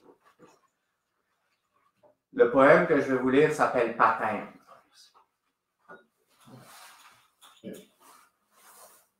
À l'instant où les hommes ouvrent les ciseaux de leurs paupières, ils hissent leur tête derrière des numéros pâles, tirent leurs jambes bas de laine, enfoncent leurs gants madeleine, ils accrochent leur veste à la chute du ciel et sautent dans le mouvement de l'oubli. Armés de gratte, la saison ils bousculent, une bille s'habille, que la lumière déshabille, la glace s'illumine, tirant le tiroir du lac dans une profonde trachée d'étoiles. Les coups de lame pénétreront entre les sacres des noms de famille. Déjà ils entament un voyage en rond pour les bâtons, leurs amitiés et allégeances. S'ouvrent alors les rideaux tuqués casqués sur un radeau lancé contre la nuit dans un épais trésor de dents pourrites. Sur des épaules d'épreuve, un voilier de hibou s'élance. Entre les couronnes de bordées dans une sorte de jeu chinois, les anneaux de mariage passent à toutes les tailles barouettées. Les vivants, virevents se chauffent et achèvent le boutonnage des portières. Un cercle de bêtes s'accordéonne, la montre de leur adresse inégale se remonte. Dès les premiers élans de patinage, sous de virage, ils dévident leurs sutures et resserrent leurs rubans noirs. Les rames croches et les coups de bâton lèvent la danse avec l'eau du cric. Déjà ils appellent, retiennent, projettent le butin à placer dans le delta de rondelles perdues. Être mobilier, à chaque remise en jeu, ils se redressent, pivot de pont tournant dans les coups de renard de fou. Leur boussole est mise en échec par les jeux imprécis et les arcs d'alliance. Le temps s'écoule, qui s'écoule, allonge sa face de glacier religieux. Kick du Nordais dans les joues, jig-step aux frontières de la chance, la patinoire infuse dans les moustaches ce que le pelletage soude dans les genoux, et sous la douche de sang chaud de son cœur ancien, goutte à goutte, tangente, diagone, les chevrilles se jouent de la glisse, elles défoulent la courbe charrue des loyautés. Tant de sueurs rendues sur cette route fraternelle, cette forge de bouillie, les bras levés au ciel rejoignant le flot de longues toges d'injures mortelles. Les vieilles branches se rappellent, bien loin dans les dessous de zéro, gros lot de gringalets en guirlande, aux bras moulins de deuxième effort, mangeux fameux, ticlin féqueux, fric fesse, fier à bras longs et chum d'orchestre, les aortes maniant le tape autour de l'os primordial, un fidèle étui pour le fil tranchant des âmes. pelles et souffleuses, vie et douleur. Va et va le balai de veines mauves rengaines. Hors-jeu dans l'espace avec tous les buts non comptés, l'époque circule, prolongation d'entrailles. La bande immémoriale ouvre ses livres sur l'entrefaite d'un cycle de phare. Feu l'avant-pays, battant de l'aile de la nuit. Les brouillons pissettes plongent du toit de la chapelle, se suivent, se tournent et se séparent. Entraînés avec leur cirque au volant de la fatigue, le plein fait à ras-bord dans leur godasse de discours, leur chemin du retour se tisse entre les entorses et leurs bras de fer. Les moteurs grondants, peints de flocons et de boucanes, ruminent l'essence et vident la place, en porte-à-faux avec l'autoroute, la voie du rang coince dans une question de temps. Exerçant leur balai de rue, quelques visages résidentiels se soudent aux pelles en cuillère. Ils poussent au fond du fjord la livrée de leur mémoire, étreignés par l'alcool et le sang du soir. La lumière de l'Est en interprétera les restes. Chaleur dans les pics des jongleurs, -10, -15. Fraîche abandonnée dans la chambre des joueurs, les arroseurs manient leurs tuyaux comme des singes de lumière. Les bénévoles et le gars de la patinoire dressent la table de glace, harmonica vivifiant, semelle de bottes dangereuses, le bec dans la source ancestrale, le boyau chevauchant la rue principale. Sur le tempo de pompe bruyante, dans la maison tremblante, le crin ruisseau s'échappe comme une nappe. Les coups tomberont sous le charme, ils ne se relèveront pas, ni du reflet lisse de leurs fraises, ni de la rose patience des bleuets. C'est le baptême. Une noire rondelle qui se glisse en nous, une galette faite d'hier qui s'enfonce dans les marches des fils de cercle et les violons de vignes à coudre, un fait saillant, plage fort autochtonique agitant l'horizon des côtes. Elle mêle en jeu les sous-vêtements de laine bouillant, orange à l'intérieur, chauffé à blanc comme le harfang. Fille de la nuit, elle ouvre ses filets. Le grand gardien, tout équipé, passe à l'attaque. Le ciel couvert à toutes jambes lâche alors ses marionnettes d'aurore. C'est le baptême.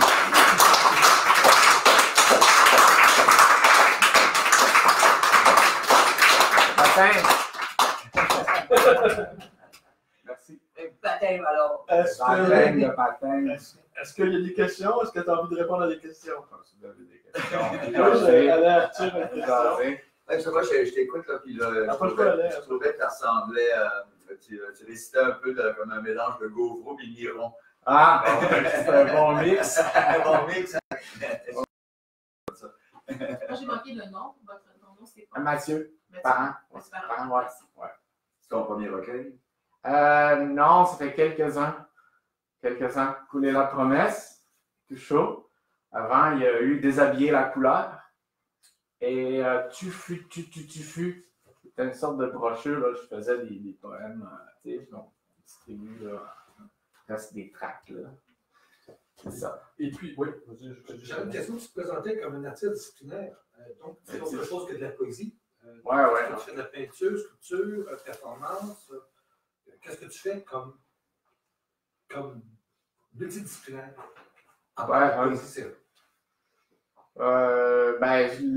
Récemment, j'ai fait des interventions. J'aime beaucoup les projets qui impliquent la communauté. Ils m'ont fait un geste important, significatif, un peu dans le fil de Baptême, de Jusqu'aux Sources, qui est l'autre poème de recueil, puis de Marche pour Homme chaud. Je me suis intéressé à la mémoire de la première grande bibliothèque publique au Québec, au Canada, l'année dernière. Oui. Feu Jolifeu. Feu Jolifeu, ouais. Oh, Feu Jolief. Ouais. Je m'excuse excuse-moi de dégager ça de même, c'est parce que peut-être tu connais Mathieu Gauthier-Pilote. Ben oui, je connais Mathieu J'ai Gauthier-Pilote. travaillé avec lui, moi j'ai été stagiaire pour la fondation Yonengo. OK. Donc, c'était un peu lui mon mentor durant mon stage. Il me parlait justement de cet événement-là qui était arrivé. C'est drôle parce que moi, j'ai fait, durant mon bac, j'ai fait un travail universitaire sur l'incendie du Parlement de Montréal de 1849. J'ai observé surtout les acteurs, notamment une identité des pompiers de Montréal qui avait mis le feu. Une intervention de l'armée, justement. Puis toute la. En tout cas, les problèmes de Laura Elgin avec les WASP, là, les Angry, on peut les surnommer surtout les Angry Birds, puis le fait qu'il n'y ait pas eu de procès. Après l'incendie, quand même. Peut-être on peut faire un petit récapitulatif. Je pense que tout le monde connaît l'événement. Non, mais c'est correct, mais juste pour placer les affaires, mais en gros, je vais essayer de faire une longue histoire courte, mais en gros, en fait, on parle de l'incendie du Parlement, mais c'est le vandalisme du Parlement, c'est le saccage du Parlement, c'est l'émeute au Parlement. Il y a une sorte de climat de guerre civile dans le Bas-Canada. En fait, au Canada uni. C'est le Parlement du Canada uni qui est arrivé à Montréal. On est après la révolution, la tentative de rébellion patriote. On est après l'acte d'union.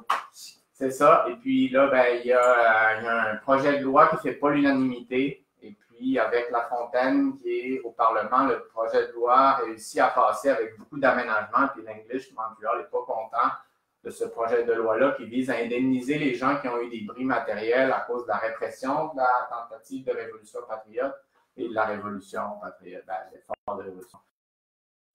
Donc, et puis leur solution, leur action vise à, ça détruire le Parlement, puis ce qui s'y passe. Donc, ils rentrent, puis ils saccagent. Et effectivement, c'est un des chefs pompiers de Montréal qui est à la tête de l'émeute, Alfred Perry. Alfred Perry, excusez-moi, oui. Non, c'est pas grave. Alfred Perry. D'ailleurs, son nom est toujours... il y a une aile de l'hôpital général de Montréal, je pense. À Verdun, oui. À Verdun, OK. Ouais, c'est l'hôpital anglophone de Montréal, son nom, c'est quand même étonnant. L'un des principaux incendiaires du Parlement, c'est quand même... C'est révélateur. Ben oui. Et la bibliothèque, moi, c'était mon point d'intérêt dans le projet parce qu'il y a vraiment eu tout un effort fait dans le Bas-Canada en particulier pour donner accès aux livres. Puis il y avait eu des lois qui étaient passées pour que les gens puissent accéder à la bibliothèque. Mais on s'entend, ce n'est pas selon les codes d'aujourd'hui, on ne peut pas comparer, mais quand même, il y avait cette idée de donner accès. L'effort aussi n'était vraiment pas comparable avec dans le Haut-Canada, qui avait une bibliothèque beaucoup plus modeste à Kingston. Donc, quand il y a eu la fusion, c'était comme le trésor de ces années de collection, de toutes les disciplines qui avaient été... Puis la performance, c'était quoi pour la question de relire, c'était quoi le discipline artistique? C'était en art multi. En fait, l'idée, c'est qu'on prend tous les moyens sont bons pour arriver à nos fins. Moi, je voulais sensibiliser les gens à cet événement-là. Et la façon que j'ai trouvée, c'est d'aller chercher, identifier ces 14 000 documents qui étaient disparus. On a comme mis à jour le catalogue, ça n'avait jamais été fait. Puis, c'est une installation où chaque jour, on rentrait les références dans une sorte de meurtrière là, qui donne, moi je dis, qui donne sur la lumière, sur la vie plutôt que sur la mort. Et les gens, ils pouvaient donner un coup de main, mettre une référence dans l'installation, puis en choisir une en échange. Et je l'installais avec eux sur une petite allumette de bois. Et là, on la glissait dans une carte mémoire. Là, je leur disais, mais ça, c'est la lumière, le feu, la chaleur. Tu sais, si tu veux quelque chose, tu peux, là. Réfléchis. Je suis prêt à toi de voir qu'est-ce que tu fais avec la chaleur. Mais pourquoi, avec la lumière, le feu. lui? Ah, ben tiens! Non, mais il y a une tête d'incendiaire! C'est parce qu'il y a une barbe devant, je savais. Donc, c'est ça. Comme c'est des livres anciens, ils ont été numérisés. Et sur la carte, il y avait un lien. D'ailleurs, le site web est toujours en fonction. C'est quoi le nom du site? feufeujolif.com. Et puis, les gens pouvaient aller retrouver le livre en version numérique. Je suggère des sites de recherche. Puis, on peut retrouver le livre, je ne sais pas, moi, un voyage en Chine en 1700 quelques. On est dans un univers...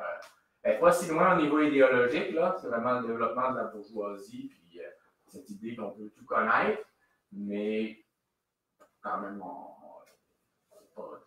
une différence entre les livres de 18e, 19e, puis le contenu. Donc, c'est ça. Ça permettait cette médiation, ce contact sur l'histoire politique pour tout le monde. C'est quoi le lien, en fait, tout ça avec ta poésie? On voit que j'entends que ta poésie est un peu déjantée, puis tu nous fais rouler, on comprend des choses, mais c'est pas important de comprendre. Tu nous fais vivre des choses. Là, tu sembles avoir une personnalité qui est plus documentaliste, mais en même temps, tu écris quelque chose qui est complètement dans un autre sens. Ben, la poésie, c'est la base, là, pour survivre, là, puis endurer tout ce qu'on nous demande là, quand on fait un projet pareil, là, puis tout ce qu'on entend, là, pas de bon sens, là, que les gens ne comprendront pas, puis que il ne faudrait pas trop parler de même. Bon, la poésie, c'est la base. C'est la base, là. Hein? C'est la liberté. Ben oui, c'est la liberté. C'est ce qui demeure, là, c'est ce qui demeure en tout moment. L'ultime recours, puis en même temps, c'est avant, c'est après, c'est pendant. Ouais, c'est ça pour moi, vraiment. C'est les frères Gagné qui ont fait la jaquette de couverture. Ouais, c'est vrai. Ouais, montre-les donc, je vais le montrer à l'écran, hein, quand même, voilà. Là, il y en a un exemplaire d'ailleurs. La promesse. Ici, peut-être deux. Puis ça s'appelle comment, ta maison d'édition, finalement? Ben, c'est des éditions maison, là, mais c'est Atelier Manche-Camion. C'est le dernier d'Atelier Manche-Camion, profitez-en. Ça devient le ramoneur à l'étoile. Le ramoneur à l'étoile. Ouais. D'accord. Quelle métamorphose! Ah, merci. Ouais. Ben, merci. Ben, merci infiniment. Je te rends quand même ton livre. Curieusement, il est autographié. Est-ce que tu te l'as autographié à toi-même? Non? Non, c'était pour quelqu'un, puis je l'ai sali, fait que je l'ai gardé. D'accord, c'est un genre d'autographe manqué. C'est ça. Bon, ben voilà, ben c'est parce que... C'est moi? Oui, ça va être Fabienne. Attends, Fabienne Rock. Oui, on a une petite installation. moi j'ai besoin. D'un effet. Et puis j'ai pas besoin de. Ah non, il faut que tu sois vu, là. Il y a trop de gens qui veulent pas être vus. Oui. Ah non, J'ai on parti attend. mal. Ben c'est ça, justement, t'as parti le bal de l'anonymat. Oh, Mais c'est super. Là. Non, c'est pas avec Facebook. Juste le son, c'est bon. Juste le son, c'est correct. D'accord, ben moi je vais rester là pour ça. Comme un poisson dans un aquarium, tu sais. C'est distrayant. Ça ne possède pas d'aller vers J'arrive. on te voit. Montre la peinture. Oui, ben attendez. On va laisser faire le narcissique, là. Le narcissisme. Ça fait que tu nous présentes. Oui, j'arrive.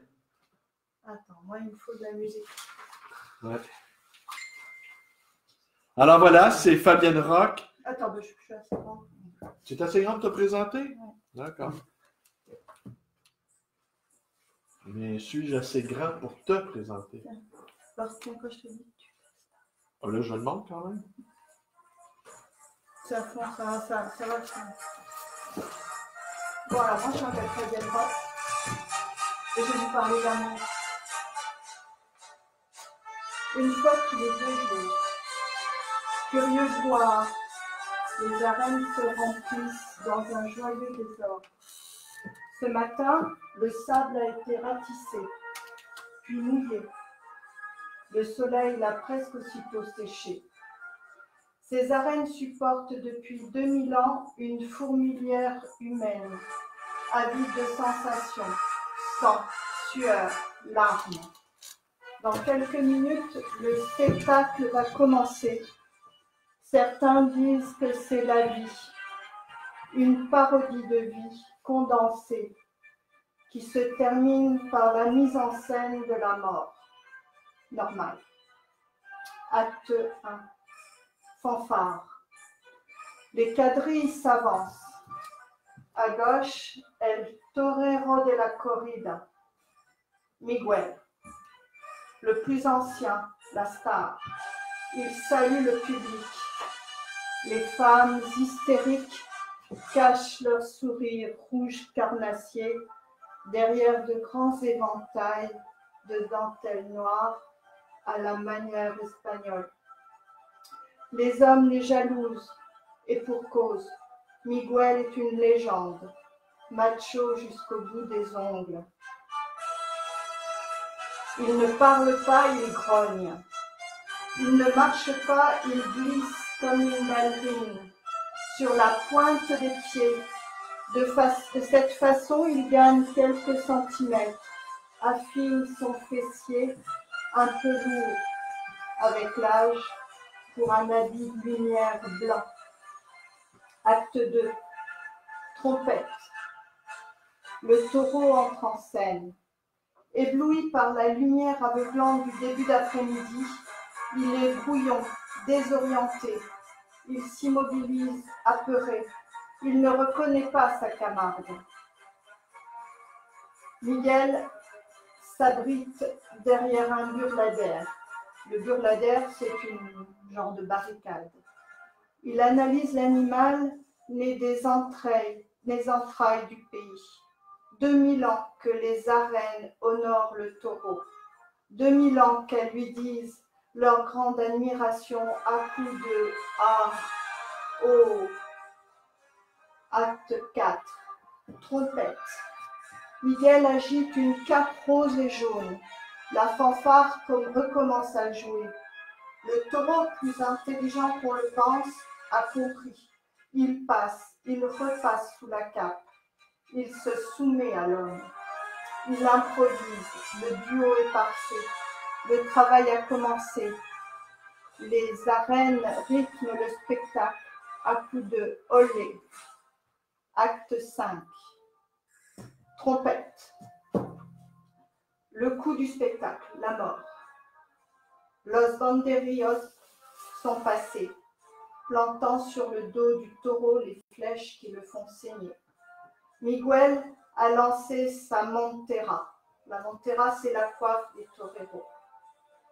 Un coup de vent, elle se retourne, tombe à l'envers, mauvais présage. Le torero, par nature, est superstitieux, c'est sa faiblesse. Il a planqué l'arme tranchante derrière la muleta, la cape rouge qui sert à la mise en ordre. Il ne la sortira qu'au moment stratégique. La tête de la bête doit être dans l'axe parfait de son bras. Miguel est réputé pour sa technique. Le taureau affaibli s'acharne à passer et repasser sous la cape rouge. À bout de souffle, il s'arrête, échange de regard entre l'homme et l'animal. Les arènes retiennent leur souffle. Silence terrible. Miguel, lentement, ajuste l'épée, vise le point stratégique pour donner une mort instantanée. La bête piétine, change d'axe. La lame pénètre la peau sans tuer. Les pattes avant ont plié. À genoux, la bête se vide de son sang par le nez. La langue sortie, elle semble appeler l'air. Une bronca s'élève, huée de désapprobation.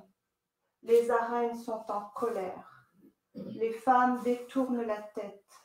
Les hommes hurlent. Flaques de sang, taches brunes sur un sable blond, ça fait désordre. Le rouge est dangereux. Comme le noir, il mange les autres couleurs. Les belles dames repartiront avec leur rose rouge. Il n'y aura pas d'offrande aujourd'hui. Merci mon Dieu, je suis vivante. Donnez-moi de l'air, donnez-moi de l'eau, donnez-moi de la glace, donnez-moi du blanc. Je veux oublier. En France, une femme meurt tous les 2 jours sous les coups d'un homme qui dit l'aimer au nom de la passion. Ce soir, j'aimerais qu'on pense à celle qui ne meurt pas. Moi, un jour, j'ai été la femme taureau. Voilà.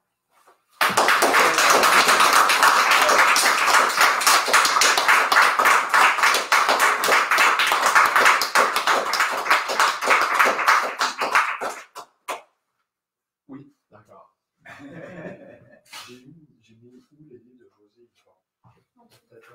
Ah, ouais. Voilà. Encombré. Ouais. Et après, ça va être Alain Arthur qui va conclure la soirée. Ben voilà, je suis habitué à l'écran, je vais me retrouver. 1400 vidéos.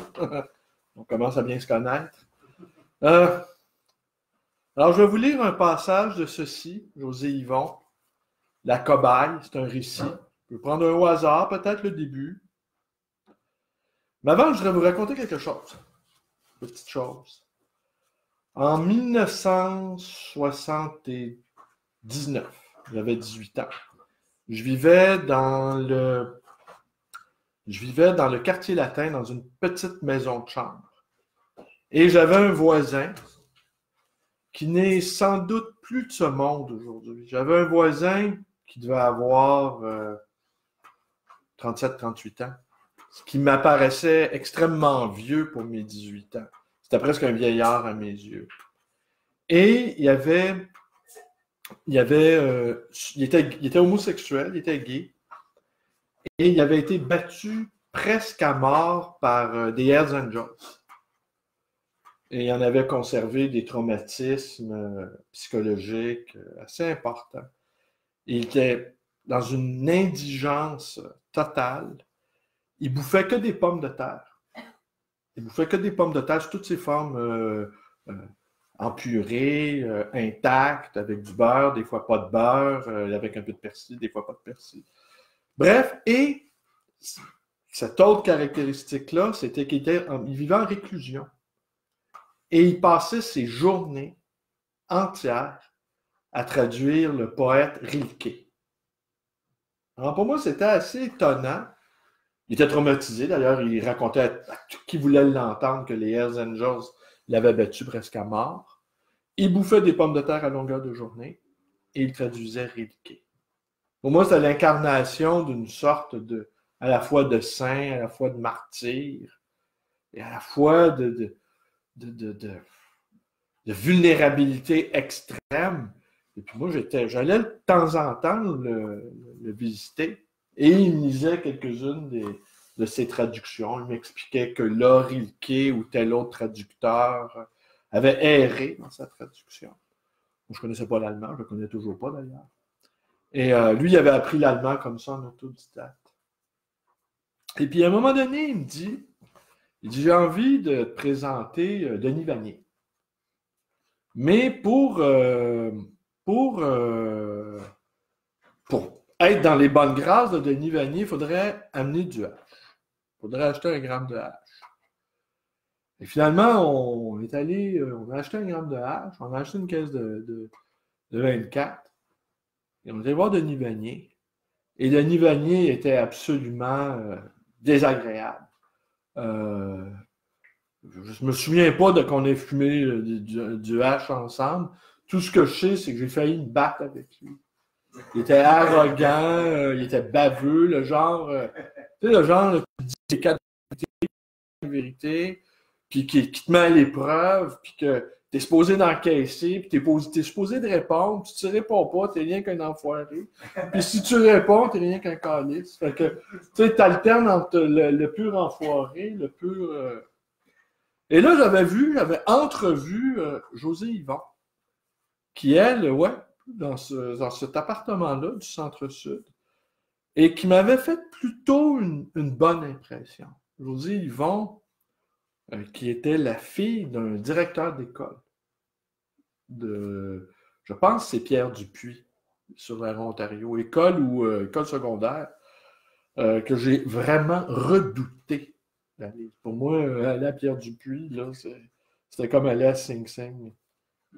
Alors, je vous raconte ça parce que dans mon esprit, José Yvon, Denis Vanier, Hells Angels, Rilke, Patate bouillie, tout ça forme un remeuble un peu inquiétant et la condition de poète est terrifiante. Terrifiante. Il faut être des poètes plus que survivants. Il faut être des poètes triomphants. Il faut être des poètes en bonne santé. Il faut être des poètes qui vivons le plus longtemps possible pour emmerder le plus longtemps possible le plus grand nombre de gens possible. Il faut se débarrasser de cette notion-là de poète maudit, de poète douloureux. Il faut être des poètes solaires. Et puis, si on peut se retrouver à 70 ans, traduire encore Rilke, puis si on rencontre un Hells Angels, est-ce qu'il calissait de bonne plaque derrière la tête, il faisait un finger, ben, c'est un peu comme Frédéric Marleau qui invite les femmes à s'exprimer, hein? Eh ben, si vous rencontrez un Hells, ben, dites-lui fuck you de ma part.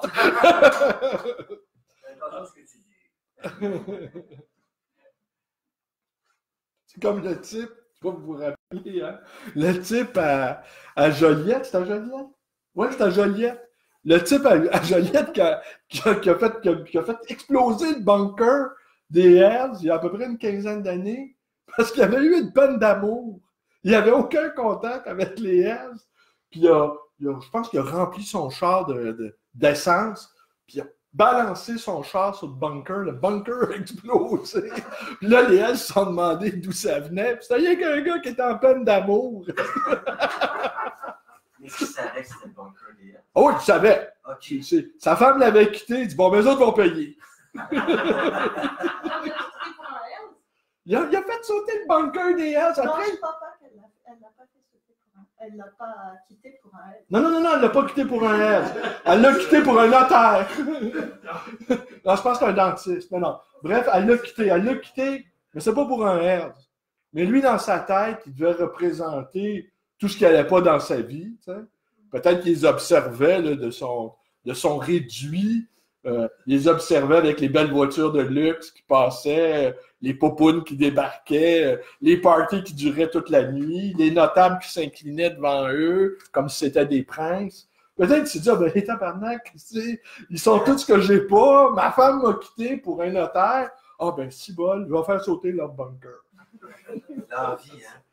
Puis là, après, évidemment, les Hells se sont demandé s'il n'y avait pas un gang rival qui venait d'apparaître, puis qui avait décidé de faire un coup d'éclat qui dépasse l'imagination. Puis quand ils ont découvert que c'était un pauvre gars qui était en dépression amoureuse, je ne sais pas comment ils l'ont pris. Je ne sais pas comment ils ont réagi. Je ne sais pas. Non, ils l'ont pas tué! Parce que tu peux pas tuer un gars. Tu peux pas tuer un gars qui fait ça, tu sais. Tu peux juste être admiratif. Tu le gardes vivant et tu l'admires.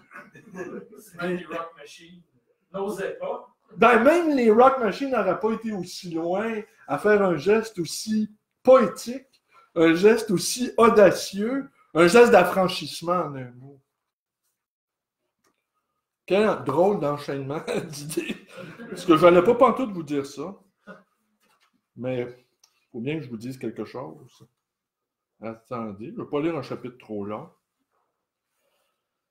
Après s'être entendu avec la colonelle sur son téléphone cellulaire, Emma fonce récupérer Jessica à l'hôtel. Elle l'attache dans sa cave, à côté du veau. Elle lui place une haltérette dans l'anus, sorte de petit haltère dont une boule est introduite et l'autre reste à l'extérieur. Le mouvement rotatif que reçoit l'appareil par le frottement des cuisses lorsque le sujet se déplace procure une gêne constante, mais aussi une excitation pouvant aller jusqu'à l'orgasme. Elle vérifiera cette nuit. Comme Hécate, déesse de la magie et de la sorcellerie, de la terreur et des maléfices, Emma prend la forme d'une femme à 3 têtes. Elle erre le soir avec les âmes des défuntes au milieu d'une meute hurlante et, selon son bon plaisir, apporte faveur et effroi aux pauvres humains. Ses mâchoires grasses sont tatouées d'une infinité de petites croix que l'on retrouve aussi sur les jointures. Emma se sent comme un dimanche ou un jour de l'an, le nœud évident dans ses lacets. Pour sceller son tragique destin, telles les ailes d'une périide du chou, n'avait-elle pas cogné à toutes les portes, scruté chaque profondeur? Elle paie les infirmières au dispensaire pour recevoir des shots de morphine et achète du LSD au club. Elle se plaint de malaise après des doses d'allopéridol, ce qui lui procure des prescriptions renforcées d'amanazine par piqûre, environ 6 cuillerées. Emma, une machine poussive sous son pessaire de raison convulsion destruction, peut se faire et se défaire carnivore. Pour contrôler l'angoisse qui dévore l'énergie avec son Colt 38, de l'hymen à l'anus, de ses puissants chiens rongés de verre, elle devient l'héroïne de sa propre histoire. Emma promet à Jessica un avenir luxueux, et même la soirée des reines et la guerre des mondes. Jessica porte des yeux noirs rougis, des narines frémissantes, des cheveux mi-longs disposés en mèches. Loin des courants d'air et du soleil direct, elle cache aussi des gales sur les pieds et dans ses grandes oreilles, et une fine moustache blanche, presque un bec de lièvre. Emma l'oblige à se pencher, à plier les pattes en ruminant, à manger du trèfle et de la luzerne, avec des grognements sourds. Emma grignote de petits lambeaux de chair, les bouts de mamelon, les lèvres ou petites lèvres. Elle lime les plaies au papier sablé et fait frire les hors-d'œuvre avec du piment, un vieux rêve aztèque. Fille de rien, une sorte de haine qui ne se guérit pas, un reflux qui monte des talons jusqu'au jugulaire, même si sa détresse se loge entre ses gros bras, ce ressac qu'on pense voir au cinéma. Jessica attend, résignée. Elle aurait dû rêver de devenir une petite couturière plutôt qu'une grande exploratrice. Elle attend son sort, muette, les yeux fermés. Mais Emma la veut les yeux ouverts, dilatés. Elle lui roule le tison sous les seins, comme aux guerres, pour faire parler les prisonnières. La dévastation se lit sur la noire douleur où Jessica se mure. Ben voilà.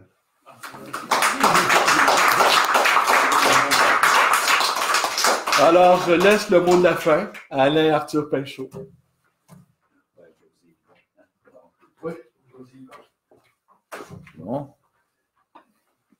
À propos d'amour et de camaraderie et d'amour et d'anarchie aussi, Léo Ferré a eu quand même une assez bonne relation avec André Breton jusqu'au moment où ça a cassé avec Breton. Puis, semble-t-il qu'il a écrit un poème qu'il a mis en musique, que je vais vous lire tout de suite de même. Bipède, volupteur de lyre, époux châtré de polymnie, vérolé de lune à confire, grand-duc des bouillons des librairies, maroufle à prendre l'examen, voyou décliné chez les Grecs, albatros à chaîne et à guêtre, cigale qui claque du bec, poète, vos papiers! J'ai bu du Waterman et j'ai bouffé litré, et je repousse du goulot de la syntaxe à faire se pâmer les précieux à l'arrêt. La phrase m'a poussé au ventre comme un axe. J'ai fait un bail de 3-6-9 aux adjectifs qui viennent se dorer le mou à ma lanterne et j'ai joué au casino les subjonctifs, la chemise à Claudel et les condits modernes. Syndiqué de la solitude, museau qui dévore du quick, sédentaire des longitudes, phosphaté des dieux chair applique, colis en souffrance à la veine, remords de la Légion d'honneur, tumeur de la fonction urbaine, Don Quichotte du crève-cœur, poète vos papiers. Le dictionnaire et le porto à découvert, je débourre des mots à longueur de pelure, j'ai des idées au frais de côté pour l'hiver, à rimer le beefsteak avec les engelures. Cependant que Zara enfourche le bidet À l'auberge Dada, la crotte est littéraire. Le vers est libre, enfin. Et la rime en congé, on va pouvoir poétiser le prolétaire, spécialiste de la mistouffe, émigrant qui pisse au visa, aventurier de la pantoufle, sous la table du nirvana. Mort de faim qui plane à la une, écrivain public des croquants, anonyme qui s'entribune à la barbe des continents, poète beau papier, littérature obscène, inventée à la nuit, onanisme torché au papier de Hollande. Il y a partout à l'hémistiche, mon ami. Et que m'importe alors, Jean Genet, que tu bandes? La poétique libérée, c'est du bidon. Qui t'a dit c'est du bidon? C'est du bidon. Poète, prends ton verre et fous-lui une trempe. Mets-lui les fers aux pieds et la rime au balcon. Et la muse sera sapée comme une vampe. Citoyen qui sent de la tête, papa gâteau de l'alphabet, maquereau de la clarinette, graines qui poussent des gibets, châssis rouillés sous les démences, corridor pourri de l'ennui, hygiéniste de la romance, rédempteur falot des lundis, poète, va au papier, que l'image soit rouge et l'épithète au poil, la césure sournoise, certes, mais correcte. Tu peux vêtir la muse ou la laisser à poil. L'important est ce que ton ventre lui injecte. Ces seins oblitérés par ton verbe arlequin gonfleront goulûment la voile aux devantures. Solidement gainée, ta lyrique putain, tu pourras la sortir dans la littérature. Ventre affamé, qui tend l'oreille, maraudeur aux bras déployés, pollen au rabais pour abeilles, tête de mort rasée de frais, rampant de service aux étoiles, poicre qui paie dans le quatrain, masturbé qui vide sa moelle à la devanture du coin, poète, circulez! Hey, on va circuler, puis la semaine prochaine, on va faire Québec Underground. On va aller sur les pas de Patrick Slaram, de Claude Gauvreau, L'Orignal et Formidable, et d'autres amis de l'Underground comme Serge Lemoine, puis tout ça. Bienvenue à la librairie Atelier, le livre voyageur sur la rue Bélanger, mesdames et messieurs. À la semaine prochaine! Merci à tout le monde qui a participé à cette rencontre de la Banque de Cher, c'est super. On a l'impression d'être chez Bernard Pivot aussi.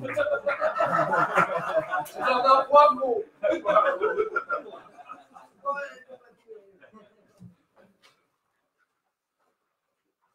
Bon, j'ai trouvé un livre, moi. Je vais acheter ce livre-là, mais c'était d'autant des mammouths laineux.